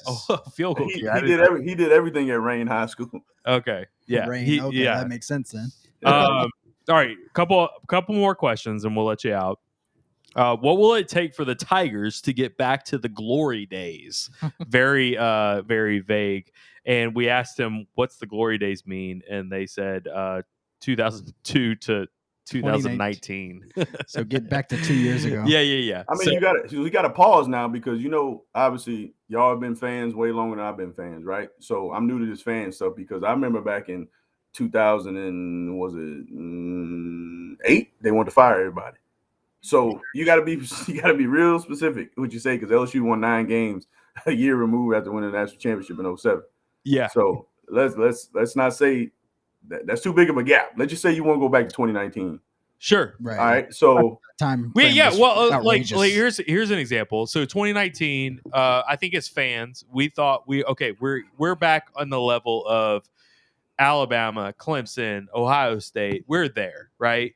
And then all of a sudden 2020 happens and we've just been knocked down a peg. And then this game happens and we feel like we're middle of the pack SEC school again. This is what I'll say to that, right? Okay. So we've put ourselves in position, at least LSU has coaches wise, they recruited some of the best talent in the country. Mm-hmm. I think if we can collectively get them to fall in line and do what they're asked of, I think we'll have an opportunity because, like I said before, the coaching is there. You got some of the brightest minds in the country coaching LSU football. And I think if we can put it together, I think this week and next week will give us some time to run some things and do some kind of test runs and make sure we get things right heading into SEC play. we'll be fine. But I think the talent's there. It's just a matter of time, and hopefully, these guys buy in and become prideful to a certain extent and put their foot down and say they're not going to take this anymore. Well, and I think it's one of the things we need to talk about was, all right, McNeese, obviously, Central Michigan is not an easy game. No, they're not. The Chippewas can throw the ball a little bit. That's right. Well, they're not an easy game if we suck. But if we're good, then like it's an easy game. Let me tell you how bad it is, right? So I had to go to Lake Charles today to go do some business, right? And I go to my how is McNeese going to win, right? Yeah, I go to my favorite spot, which is Daryl's, that I haven't been to. Yeah, I know Daryl's. Yeah, I go to Daryl's. I'm sitting down, and people are asking me. They're not really asking me. They're telling me, "Oh, I don't know if LSU gonna win this week." I mean, McNeese just got real. I said, "Who McNeese played last week?" At West Florida, right? No, but I'm asking them. Yes, I'm saying who did McNeese? They don't even know. Yeah, right. I said, you know why you don't know? Because they lost. Okay. He'd be like, well, so did LSU. I'm like, yeah, you're right. We did lose. Yeah, it's we lost to somebody Yes. All right.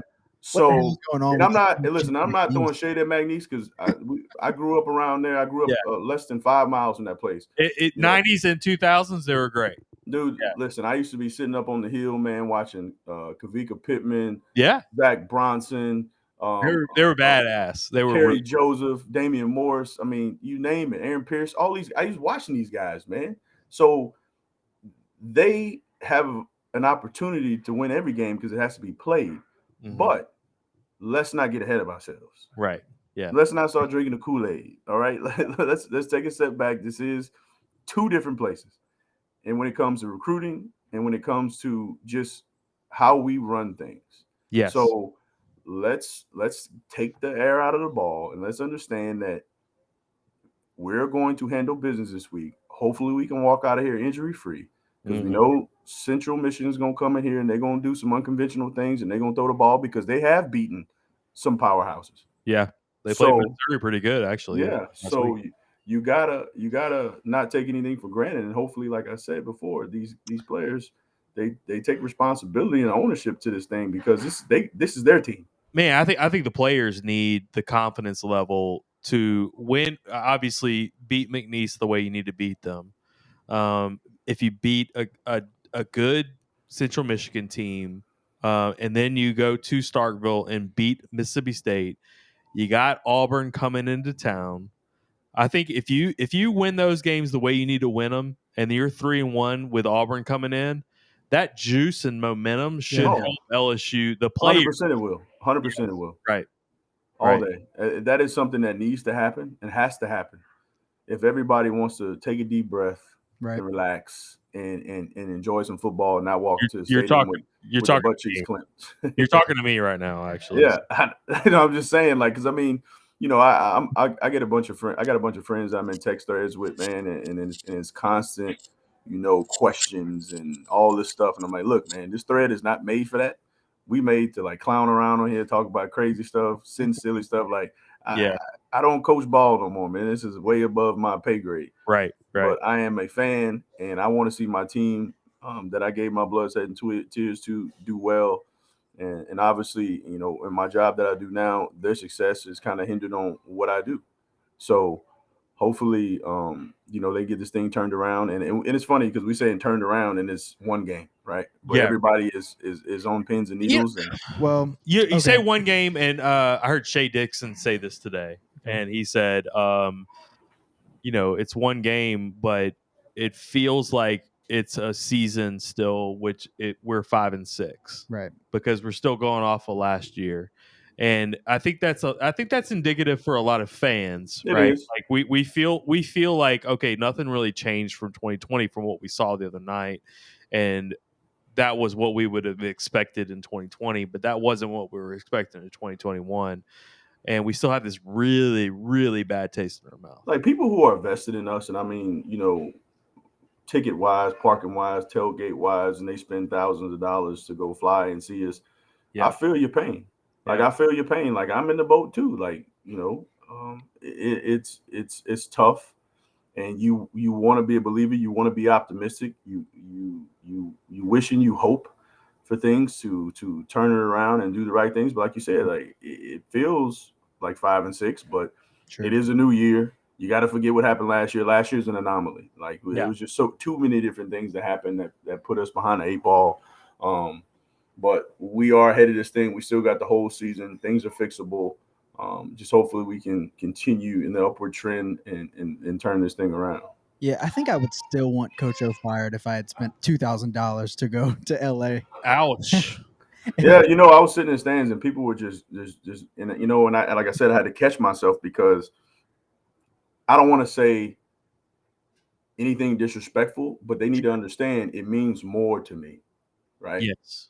It means more because if you're saying about them, you damn sure said it about me and the team I played on.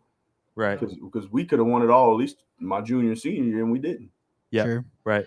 So it's just different. I think fans need to just take a deep breath. Right. And understand that at the end of the day, these are kids. These are 19, 20-year-old kids, and they are trying their best to put the best foot forward. And hopefully, we can continue to do that. Something I always like to say, kind of going on that, is like, you're. I'll catch myself yelling, being mad at the television and being mad at these people. And I say people, I'm not necessarily mad at them. I'm just mad, and I take it out on them. But it's not like they go out there and don't try. It's not from a lack of effort. It's from a lack of execution. Good. Exactly. They want to do good, but they're just not at the time. But it's just, I was telling somebody this the other day. I said back in the day when you had your Miamis, your Nebraskas, your Oklahomas, everybody was on the top of the game. That's where all your kids, that's where all the hottest kids in the country were going. And then the college football world flipped itself on its head, and it came like towards the South, and it was your LSUs, and it was your Auburns, and it was, and then Georgia, and then all of a sudden Nick leaves Miami, it's Alabama. You know what I mean? I remember when I was in school, I never lost to Alabama, I never lost to Tennessee, I never lost to Ole Miss, I never lost to Mississippi State, and look how the dynamics have changed. Right. Anybody can win because kids are going everywhere now. They aren't going to just one or two schools. They're going all over. Yeah. And you're getting great minds and great head coaches going to these schools and coaching the hell out of them and getting them corrected. So it's going to be a dogfight every week, regardless of if it's 2019. Look, in 2019, we went to Mississippi State. Look how slow that game started. You know what I'm saying? We ended up beating the Bulldogs handily, but early on, I was sitting there, a dude sitting in front of me, and I was, till this day, I'm still pissed off that he was sitting in front of me because he had Mississippi State clothes on, and it was the LSU section. And he was saying, "Oh, if LSU keeps playing like this, they will get beat by 100 by Alabama." And I'm like, man, if you won't shut your ass up and get out of here. Like, why are you even in this section? You know what I mean? So it's one of those things where you just got to take a deep breath, relax, man. These are kids. Enjoy yourself. Sure. Football is back. People are back in the stands. There's cold beer. Relax. Enjoy it. Well, hopefully Tiger Stadium that's the mood for the next 2 weeks. I'm hoping Tiger Stadium kind of takes the energy back a little bit. It will. I think it will, and it should, because I saw some motorhomes coming in today when I was leaving campus after I picked up my son, and it was kind of nostalgic. You know what I mean? To see motorhomes coming back, because last year I used to have to be. Well, I don't have to be. I usually go to the stadium about 8 o'clock in the morning. I go work out, and then I do a tour with some of our donors, and then I go tailgate. Okay. But last year, I showed up. Kickoff was at 7. I showed up at 6:30. I came down Nicholson. There was zero traffic. Parked in my spot behind the PMAC, and walked dead in the stadium. Yeah. So it was awesome to see the traffic around school right now. It took me almost 30 minutes to get off of Nicholson today. Yeah. Mm-hmm. Yeah. I'm excited. Yeah, no, I mean, 2 years ago, because I'm still a student at LSU, and 2 years ago in 2019, like, to get into the Florida game or the Auburn game, you got to get in there like 3 hours early. Oh, for sure. It's general admission. You can't even get on campus. So to get your spot in the student section, you got to get in like so early to like lock up your spot. But you can't even drive on campus. No. They'll shut it down. No, my house is about a mile and a half away from campus. Right. I walked. I just didn't even bother. Yeah, it's I am looking forward to sitting in traffic. I am looking forward to somebody. Where are you tailgating at? We'll come tailgate with you. Yeah, I roam, man. Like, I'm all over the place, man. I'm a hopper. This guy, I'm a hopper. I am a hopper. So once I get done with my tour stuff, it's probably like 11:30 is 12. I go sit in my office, catch up and see who's winning the early games, who's losing. Yeah. Any upsets alerts, especially if it's hot outside. I soak How up much some of money that you AC. want on the early games? You know, I wish I could bet. I wish I could. NCAA sanctioned sports, I can't. I'm a horse race. I'm a horse race guy. do it. Really? Okay. Horse racing. I own 2 horse races. Whoa. Okay, we're 2 horses, let's say horse races. planning a trip to Lexington. Are we still going? Yeah, I wanted Okay, to go. thank God. Keeneland, man. Keeneland Friday. We're gonna go to Keeneland. Friday. Yeah. First race. First All race right, of the season. so we'll be with you. I'll be there, man, with bells on. That makes me feel so good because I Oh bought my those God. 2 tickets and I wasn't sure if we were going anymore. Man, look. Sure, I'm And going. then on Thursday, if you catch me, give me a text, man. Might take you on the bourbon tour with me. Whoa, we're going. I went to Woodford before. I want to it's go over. back again. Is It's that where over, you're going? I forgot what we got playing. It's not Woodford because God dog it. I'm gonna call Durante too. Yeah. Hey, give me a shout, man. But I would love to go to Woodford and tell them how big of a fan I am of Blade and Bow. Sure, I do. Yeah. That's one of my favorites. Absolutely. I love that Blade. is my favorite, man. Listen, Yeah, I'm looking at go I'm looking at a bottle right now. Last year. Yeah, so that's good. a go-to $40 one. Okay, last question. We'll get you out of here. This is from Chris Landry, a partner of ours. You met him before. Are you more nervous about your putting or your iron play or driving the ball when we play in the One Team One Podcast Golf Classic? # we coming. Yeah, so I knew when you said his name, I knew he's about to say some of that BS. So nah, I'm not nervous at all. But I will tell you this. So I left LA. I flew to Pennsylvania. Actually, I flew to Denver, picked up Matt Mock. We went to Pennsylvania. We played Oakmont. Big time of me now. Yeah, he okay. is. He's just okay. name dropping. We played Oakmont. Let me tell you something. I don't even know what I'm gonna do next time I play, which is tomorrow. But I don't know what I'm gonna do. But the greens will roll in 16 over there. Okay, yeah, Holy that's ridiculous. Shit. Let me tell you something. Didn't even touch the ball. And it was something I've never seen before. It's like you taking your golf ball and you walking out to your street and putting it. No, that's exactly what it was. It was bad. Like, I mean, I was lined up. Now, you got your caddy out there saying, oh, it's going to break a little left at about a foot from the hole, blah, blah, blah. And I'm sitting there just burning edges, but burning it past the hole 6 or 7 feet that way. And I'm blowing on the ball. Mm-hmm. So it'll be interesting to see what I'll do on something that rolls about an 8, which I normally play on. So, well, we talked about all right, we're going to do a U club. It was going to be me and you, Jack, and then you kicked me out. Well, no, you kicked me out. Oh, I thought you. And then I kicked you out. Yeah. So now I'm not even in it. It's me and Chris. It's you and Chris against you, right, at the U club.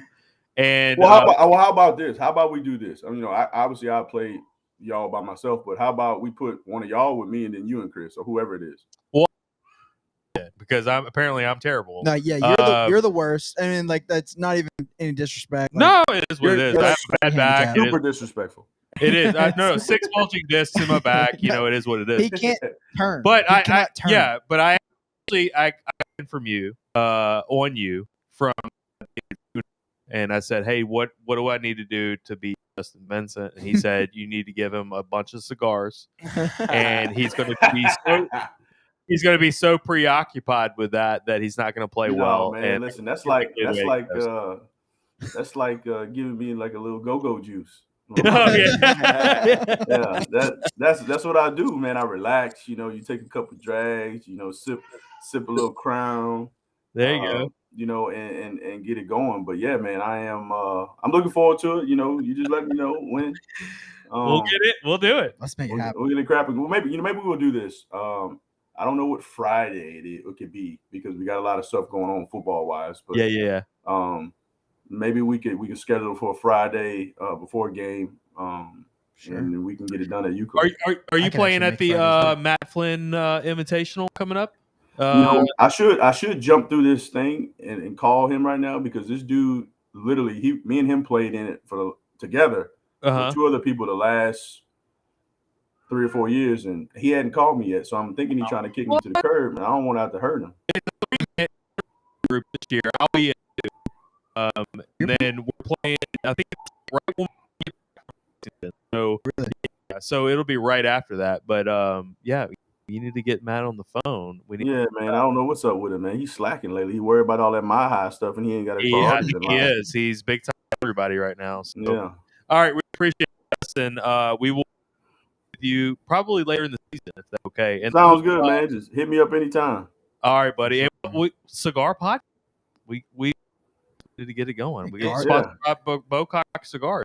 This is our guy. I'm good, man. Hey, tell them I'll blast them. Just tell them I need a couple of them. They'll get you some cigars, no problem. Yeah, I'm good. All right. Appreciate it, man. We'll talk to you soon. Thanks, Justin. Guys, that is Justin Vincent, LSU. So yeah, I love talking to him, man. Hey, he's fantastic. I mean, Justin is. I think that was Sugar Bowl. Yeah. I mean, MP, awesome year. Spent a little time at Bogey's his sophomore junior year. He crushed it. LSU sidelines. I could feel the passion in his voice. Dude, I was about to punch a hole in the fucking. I was so high. He was gonna put the helmet on. Okay, yeah. No, I don't need a helmet. I was ready.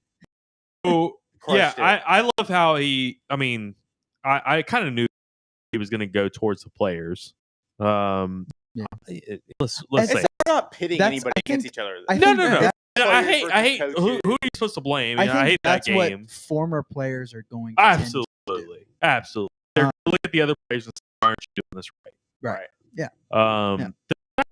I think defensively, I actually completely agree with them. Partially because I'm very biased towards Jones.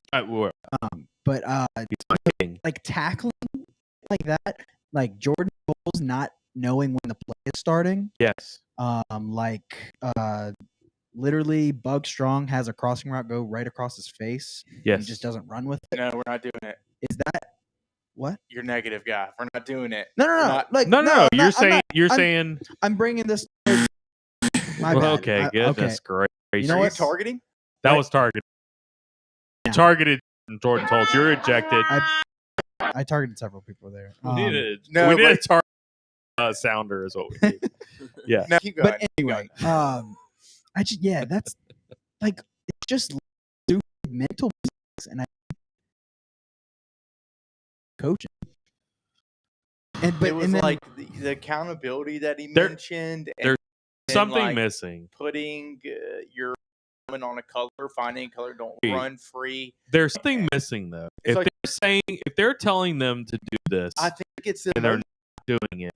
I think it's the Tyrann Mathieu guy. I think it's the get your shit together. You're soft right now. Why are they soft? Like what? Because there's no leader. Looking everybody in the eye and telling me shit. Yeah. Talking to this, because I'm firmly on there's a coaching issue. If they're not able to, you got guys who are talented, obviously, and you have a scheme that you're wanting to put in place, and they're not, then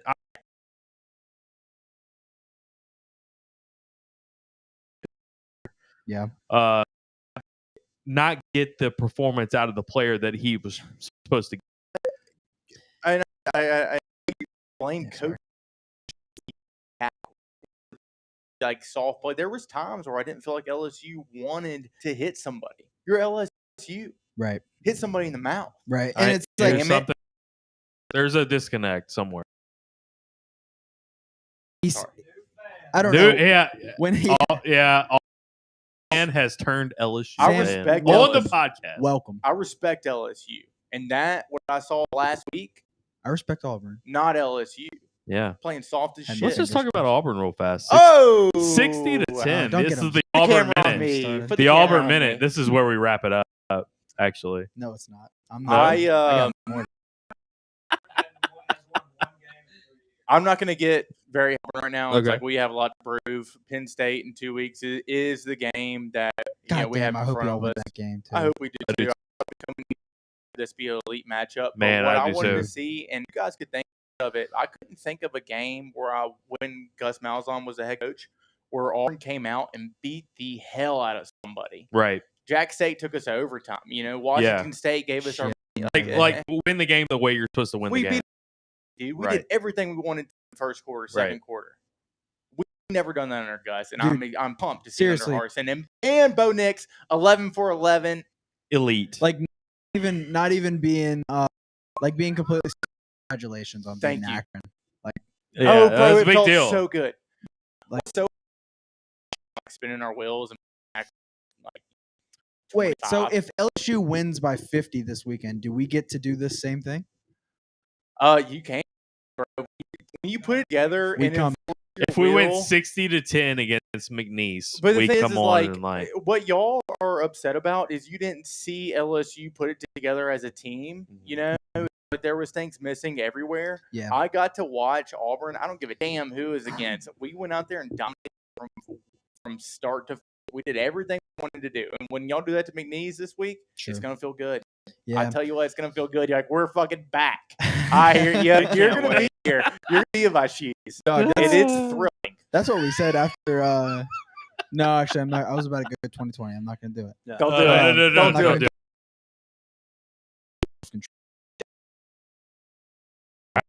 2020 I have today. self-control. Listen, I have to say it to myself. we're a positive vibes LSU podcast. Absolutely. I'm not going to sit here and talk shit about LSU because they have the. It's all Coach O put together, with different coordinators. Is this a hype speech? You. Dude, I can't wait till we beat you guys in Baton Rouge. You have a purple shirt on. He does. He I bought a did. purple Oh shirt. my God. Wearing my sissy purple shirt. Got like purple and sissy blue going on. That right was a bad right. look for Coach O. What okay, you want and on him talking shit to fans. no. I know people are pissed about it, and UCLA put out a funny ass video. But about it's all because we got our ass kicked. Yeah. But if we would have won, fans, if we would have won 38-27, it would have been like fantastic. Sure. Love still think that was the best thing he did the entire weekend was talk shit to that fan. Because our coaching sucked. Yeah. I mean, I love it. Well, here's the problem. Jax is hype about the Here's the impressions. problem, and it people talked about people have talked about this a lot as far as all right, he shouldn't have done this, he shouldn't have done this. It doesn't matter what we think. It matters what Scott Woodward thinks. And Scott Woodward does not like any of this bullshit at all. I'm just telling you, he doesn't want him running down the levee with his shirt off. He doesn't want him taking pictures with girls in a bed. He doesn't want pictures with a girl walking down at UCLA. What? He doesn't want any of that OTOP stuff. exposed. Exactly. What a nerd. He also doesn't want Ed Ogeron yelling at a UCLA fan and then getting their ass kicked. It all is a bad look and everything that's outside of the football field. And then when the football went on the football field, we look like we're unprepared. That's a problem. It's a big problem. What can Orgeron do about people taking pictures of him exercising or with his girlfriend? Like, that's not really on him. Yeah, I agree. That's just him. Like, I living agree his with life. I agree, but nothing that you with said all other of the other than- stuff for that though makes this look bad. You're right. The shit talking, but like, the picture of the girl, the selfie in the bed. Okay, that was the only thing Yeah. that I would say is like just you cannot do that. You purely can't- his fault. Well, it's already been talked to him. It's already been talked to. Like he posted that. It's like that someone hacked into their fucking Snapchat and stole that picture. Like that's fucking crazy. I don't know if we can hear Jude right now. Yeah, no, you got to turn your mic up, bro. Can y'all hear me now? There you Yeah, go. there There you you go. Okay. When you're it's like being a CFO or COO of a conglomerate. It's remember when the that guy got fired because he went through the Chick-fil-A line. No.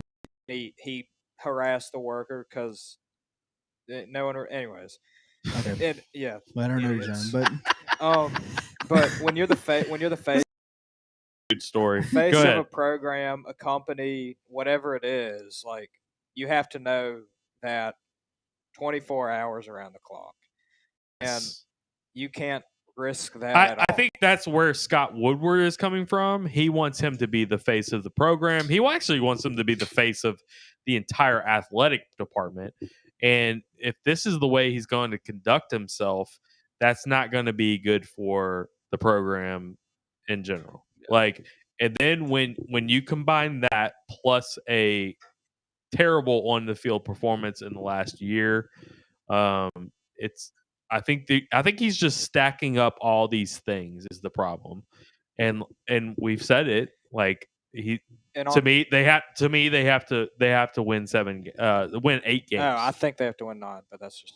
I'm thinking 8-4 would save his job. I think if it would be, but Scott didn't hire him, and I think Scott is out to get him. Yes. If that's what you're saying. And it was like what I think Scott wants to get earlier, Matt. Go ahead. Yeah, because I think you were there, right? Or you knew some things that were going on in UCLA, so right? Scott Woodward and a couple of other higher ups were at the LSU hotel in LA. Right. And they see before the game, the Friday before the game, they see our picture. Coach O and his girlfriend coming down the stairs or elevator, and they go walking around. Is it his girlfriend? Town. It's his girlfriend. I think it's his girlfriend. Yeah. Okay. I mean, it's not the girl. It's not the girl from Hammond. This is a new girl. This is a new. Someone told me it's the same girl. No, it's not. I It's not. didn't Bailey think that was there. It's not her. To be I true. don't, but that's not important. Yeah. Well, I just wanted it to Anyway, be true. They go the day before the game. Him and his girlfriend, quote unquote, go running around town for a couple hours. You got players running around on little scooters around LA the day before the game. Yeah. And Woodward sees him walking down the stairs or whatever, and there's just no sense of urgency whatsoever. Flynn Foster described it as a bowl game feel where the players are just celebrating and on vacation. Yeah. Zero sense of urgency. And there's no way Woodward is okay with that. Yeah. I want to know what Woodward's reactions are in the moment. Like, and I heard this from. All right, so Jacques made the video of a few of them that took the video, but he was the one that posted it and it went viral right. of the Sissy Blue Shirt video. Yeah. Which can people still buy that shirt on TeePublic? No, I took it down because obviously it was just a backfire. Right. Nobody's buying that. Everybody's buying the UCLA version of this Sissy Blue Shirt now, which is fantastic for UCLA. Great on them. Well done. Great marketing. Fantastic. Okay. We'll get to that. Okay, sure. So Jacques posts that, goes viral, and then before kickoff, Michael Bonnet lays into Jacques about why did you post that? Yeah. And which to me is fucked up, right? Yeah. Like this is the media. This is a coach walking down the ramp. They're videoing it, and he has an exchange with a UCLA fan that is like, and honestly, if we would have won by 15 points or whatever it was, like we would have celebrated this. We made a fucking t-shirt about this. It would be a drop on our show. Exactly. We would say it all. And Michael Bonnet lays into Jacques about posting it, which to me feels like, okay, you're just trying to like censor everything about Ed Ogeron at this point. Yeah. And it's because Scott Woodward doesn't want any of that shit happening. But the problem is it's not getting through to Ed Ogeron. Yeah. And Ed Ogeron continues to do it. There's this story about the camp. Have you heard about this? I heard. I didn't hear anything. There's but I a did hear story about a camp. There was an incident at a fishing camp. Okay. Where somebody talked some shit to Ed Ogeron, and Ed Ogeron or said something, and Ed Ogeron pulled up, and he threatened to wanted to fight. And it's a lot of that shit. No. I'm with you. I love that shit. If we're beating people's ass, 5-6 it does not look good at all. Can he fired be fucking players? Do it, right? I feel like I just don't care that he or doesn't. it just in one ear out at this point because they tired of the shit.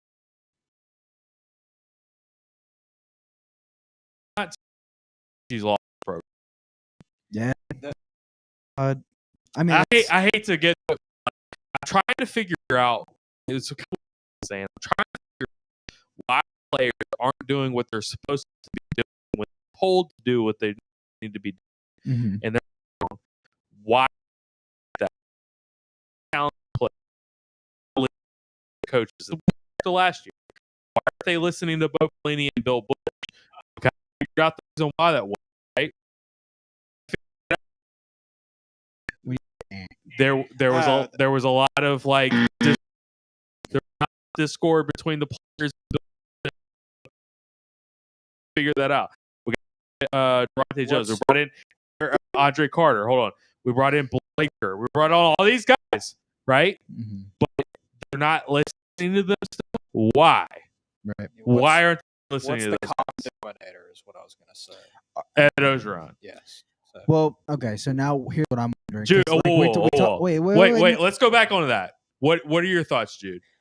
I'm gonna get back to you. So what are my thoughts on who? He said Ed Ogeron, common denominator. I want to know what you're talking about. The common denominator. Listen, I think. I mean, if you ask me today, I think he's going to be gone by the end of the year.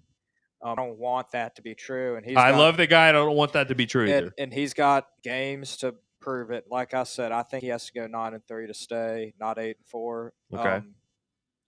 And I mean, it could change, but I'm not gonna speculate because that's not. I can't. I don't see the practice and I don't see what goes on in football operations on Skip Bertman. So,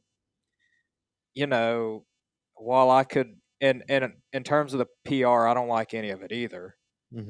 But I don't know. I'm kind of choking here. I don't know what else to say other than I'm all about speculating. So here's what I'm wondering, and no, this is speculation season. Y'all can do that. I speculate all fucking day.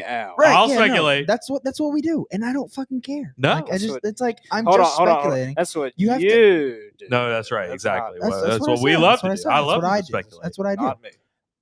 And like I think if you take what I say and like.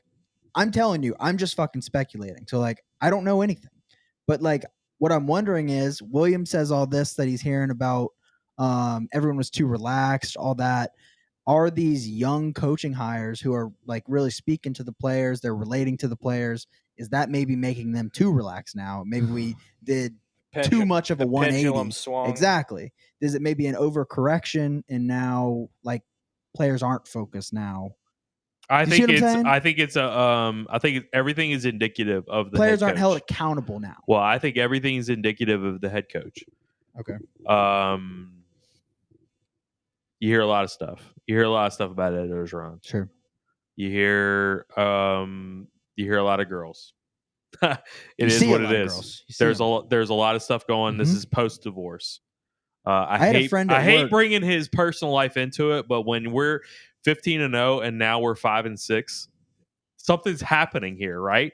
It's the elephant in the fucking room, right? It's Kelly's fault. No, it's not Kelly's fault. All right, so something's happening here that needs to be figured out, and I think Scott Woodward is looking dead at it. Like, I think he's smart enough to know, okay, something's fucking wrong, and I'm looking at it right now, and it needs to get fixed right now. But change different women. I think that there is I've even heard like as soon as practice is over, he's gone. No shit. Yep, I've heard a few of those things. Source, trust me, bro. Yeah, and it's nothing's credible here. You just have to like hear tea leaves and kind of like put everything together. But we heard the same fucking thing about Bo Pelini last year. You did. But is there a culture issue where it's starting at the top and it works its way down? Yeah. And if you have a guy that's kind of checking out at the top, then why wouldn't the players act like this is a bowl game? Right. And do whatever they want to do. If nobody's holding anybody accountable from the top, then why would it need to be done otherwise? Right. And then you have the fucking weird video this week of Coach O just having like literally a mental breakdown in the middle of the practice field. Did you see that? Yes. And didn't it feel like it was for show? It looked like to me, it felt like it was for show. It was either that or he was genuinely like having a fucking mental breakdown. For me, like a fucking child. For me, here's two things that I thought about that. One of the things was I thought that either Ed Ogeron knew that the media was out there and Scott Woodward was out there and he was going to make a scene. I don't think Ed Ogeron's smart enough to do that. Okay. Yeah. Here's the other option. I think that Ed Ogeron knows that he's fucked up and is trying to correct himself and correct himself immediately on the fly. But it's almost you're late. Yeah. And this happened last year. You're late. Like we lost to Mississippi State and Missouri. We're late. Like he corrected himself halfway in the season. Right. And now here we are again. Yeah. And none of it's good, man. Like I think we're in for a long season. I don't think you're gonna. I'm thinking you say 8-4. I'm thinking. Well, you're saying 9-3. I'm saying 8-4 to save his position. And I don't know where. I don't know where you get 8 wins this year. Well, okay. After look at what I saw and knowing what we saw last year, how we're going to be able to adjust. Here's what I think. I think if you have to win the next 3 games. If you lose any of the next 3 games, you are immediately fired. Good luck. Obviously, McNeese, Central Michigan. If you lose that fucking game, you're gone. You have to be gone. 1-2 with losses to UCLA and Central Michigan. You're not going to lose that game. You're probably not going to lose that game. I agree. But if you do lose that game, you're done. He's so razor thin right now. If you lose at Mississippi State, you're done. Like you're done, right? You can't lose to Mississippi State in back-to-back years. Sounds like we have the I think we have the dinner call. The dinner bell is ringing right now. I would love to eat dinner. Yeah, so I think we need to wrap it up. I do have some more thoughts though. Go ahead. Well, go ahead. I apologize. So I think the way that this is setting up right now is why I feel good about it, actually. And like I know I say, like, if we do lose any of these games, he's done. But I think we're going to win all 3 of these games. Okay. And I think it sets up perfectly. I think for the Auburn game. This week you play Miss McNeese, right? Yeah. So like that's your easy win. Next week, it gets a little harder. You play Central Michigan, who is capable of like giving you a tough game, clearly. But you still should beat the crap out of them. And then after that, it gets a little tougher again. You go to Mississippi State, which is probably the worst team in the SEC West. Yes. You've been saying that all offseason. I didn't agree. Now I do agree. Unless it's us. Right. The correct answer I guess we'll see what happens in Texas A&M is always the worst team in any sport, in any conference. They don't belong. I agree. I just don't like them. They're the worst team in the Big 12. I'm all for that. Right. But you win all 3 of these games. Each week, you feel better and better about the team. Right? I'm all about going 3-1 and getting to Auburn. And again, me too. Seriously, I know you are. Fucking too. Seriously, it's lit. It's lit that Auburn beats hell yeah. Penn State because they come in here a top 10 team. Yeah, like we'll probably be top 15 at that point. I think not top 10, but yeah. I don't know. Penn State's top 10 right now. Yeah, I mean that's 10. That's at 15 spots for us to do. We're 25. So that's 4 weeks. I think you get there. That's I think 4 you'll be weeks top from now. 10. If you're undefeated, which we should be with a win at Penn State. Oh, that's what I'm hoping for. I wish you guys were undefeated, but y'all fucked it up. Very much. Y'all got your ass whooped by UCLA. You shut your goddamn mouth. Well, damn. Well, I'm telling you, I want you to beat Penn State. And you're going to talk shit. Oh, I'm going to talk shit. You should talk shit. You deserve it. But yeah, no, that game, you come into that game and Tiger Stadium's going to be electric. I agree. I mean, fucking I agree. electric. It's going to be lit, and that's the atmosphere that we're going to need. And I think that's going to be a night game too, because I can't remember who it was, but I think Georgia plays someone kind of good or something like that. There's another bigger SEC game than October LSU. 2nd, right? So I think we would get a night game instead of the 2:30 CBS. If it's a night game in Death Valley against a Auburn, top 10 team, I agree. That'll be nuts. I think that's what we need. Y'all are fucked. No, I think that's what we need. We need energy for players. Hopefully the coaches Johnson don't fuck it up. Yeah. All right. We're gonna wrap it up. Oh no, we got to do our segment. We'll do it quick. We'll do it quick. All right. So I'm trying something new. Give me the camera. Trying something I don't even know new. what we're doing. He's getting really intense right now. You're fired up. We're doing targeting. Targeting. Okay. Targeting. Actually, Targeting. Sam, so we actually did have a discussion about this Before you got here. Before you got We're not But doing no, this. go ahead. We're doing it. We're doing it. Go ahead, Let's do it. So, new segment alert. wanna Targeting kill you, obviously hot in the NCAA right now. Personally, I got kind of juiced up by it. I felt, you know what? I need to bring this into my life. I was targeted last Friday at Webb Memorial Golf Course. I was on a par 3. I hit it short. It was number 15 for those who know. I hit it short of the green, which was whack. I shouldn't have done that to begin with. It's like 96 yards. And then I duffed a 52 degree to get it on the green. And somebody drove by and he laughed at me. He rolled the window down and he laughed at me. And I said, I wasn't happy, but I was like, I got to yell at this guy. I said, you can't do better, little bitch. Nice. That was targeting. I was targeted on that. I was targeted. That was illegal. But then you performed reverse targeting. You said throw us both out of the game. I don't give a damn. I got them worse. No, I actually didn't. Y'all should both be ejected. But yours was like, like you deserved to do that. So. Reciprocated. Yeah. No, The second flag. Yeah, maybe I targeted. Did I target him? Well, the referee always sees the second incident. That's true. They always see the retaliation. Oh, you're the retaliatory. You retaliated 15-yarder against. You're out. And it was late too. Like he yelled at me, and I thought about it, and then I yelled back. So I did. You're right. How'd you finish that hole? Double bogey. In shame. Nice. Not bad. You didn't get like a super bogey, so that's good. Well, I'll give myself double max. So. That's the truth. But yeah, that was my targeting of the week. I don't know if you guys got targeting of the week. Y'all were just kind of targeting at You know who was targeted this week? The integrity of college football. Wow. Tell me more. With all the targeting penalties that came in the first half of the Ole Miss prime time. Oh, that was rough, bro. 4 ejections. I mean, that was bad. Dude, Lane Kiffin. I love COVID Lane interviews. By the way, good. Speaking of, what did he say? He said, all right, if Ed Ogeron, need Big Ten refs. No. If Ed Ogeron happens to be fired, you have to stop. I'm all on the Lane train, bro. I'm on the Deion Sanders. Why do you think I wore these? Yes, because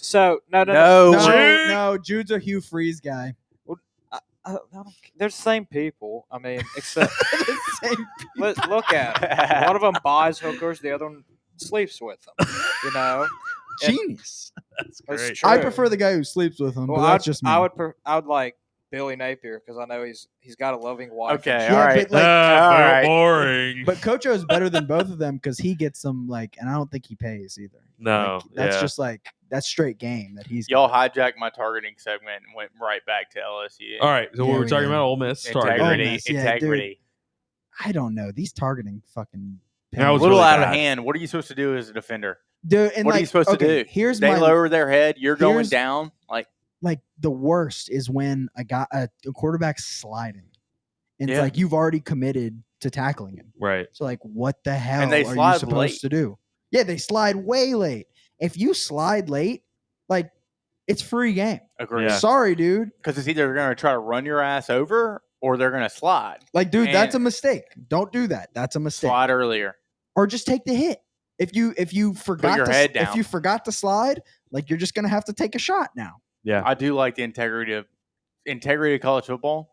Yeah. Is being targeted. Mm-hmm. Targeting by college football. Came up with that on the spot. Y'all like that? I like that one. Targeting is targeting. I got reverse targeted. College football was targeted.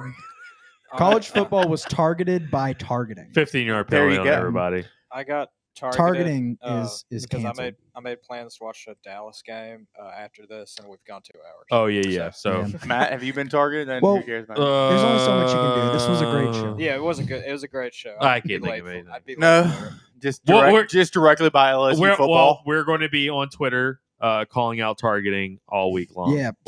So here's what we were thinking is it's not a segment, right?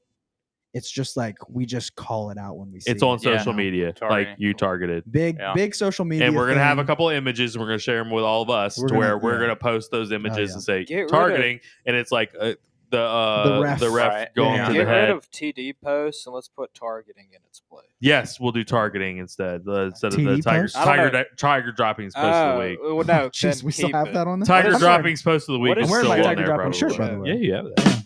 Oh, it's There you go. I would have used that a lot more if I knew what it was. Yeah, yeah. We'll see you, folks. But I'm taking the show over now. We'll see you, folks. Okay, so one team, one podcast, and we appreciate. I was gonna say Logan. Yeah, we appreciate Lucas Ragusa from Total River City's Total Maintenance from joining us, and then also, of course, Justin Vincent. And we're going to talk to Justin more about NIL later. I think it was. I didn't know he was on the Dude, board. we need to just have a fucking NIL segment with them. We should. Like, just like, what can we do? Yeah. What are do we we need allowed to to do? do? What do we get? What are we going to do? Yeah. Can I do And this? just like we can just Can I do send that. We can send that to like businesses, and we can be like the official NIL like training. Come get us, match point. Like, here's what you can and can't do. We want you, Hanny. Yeah, Hanny, we're coming after you, Hanny.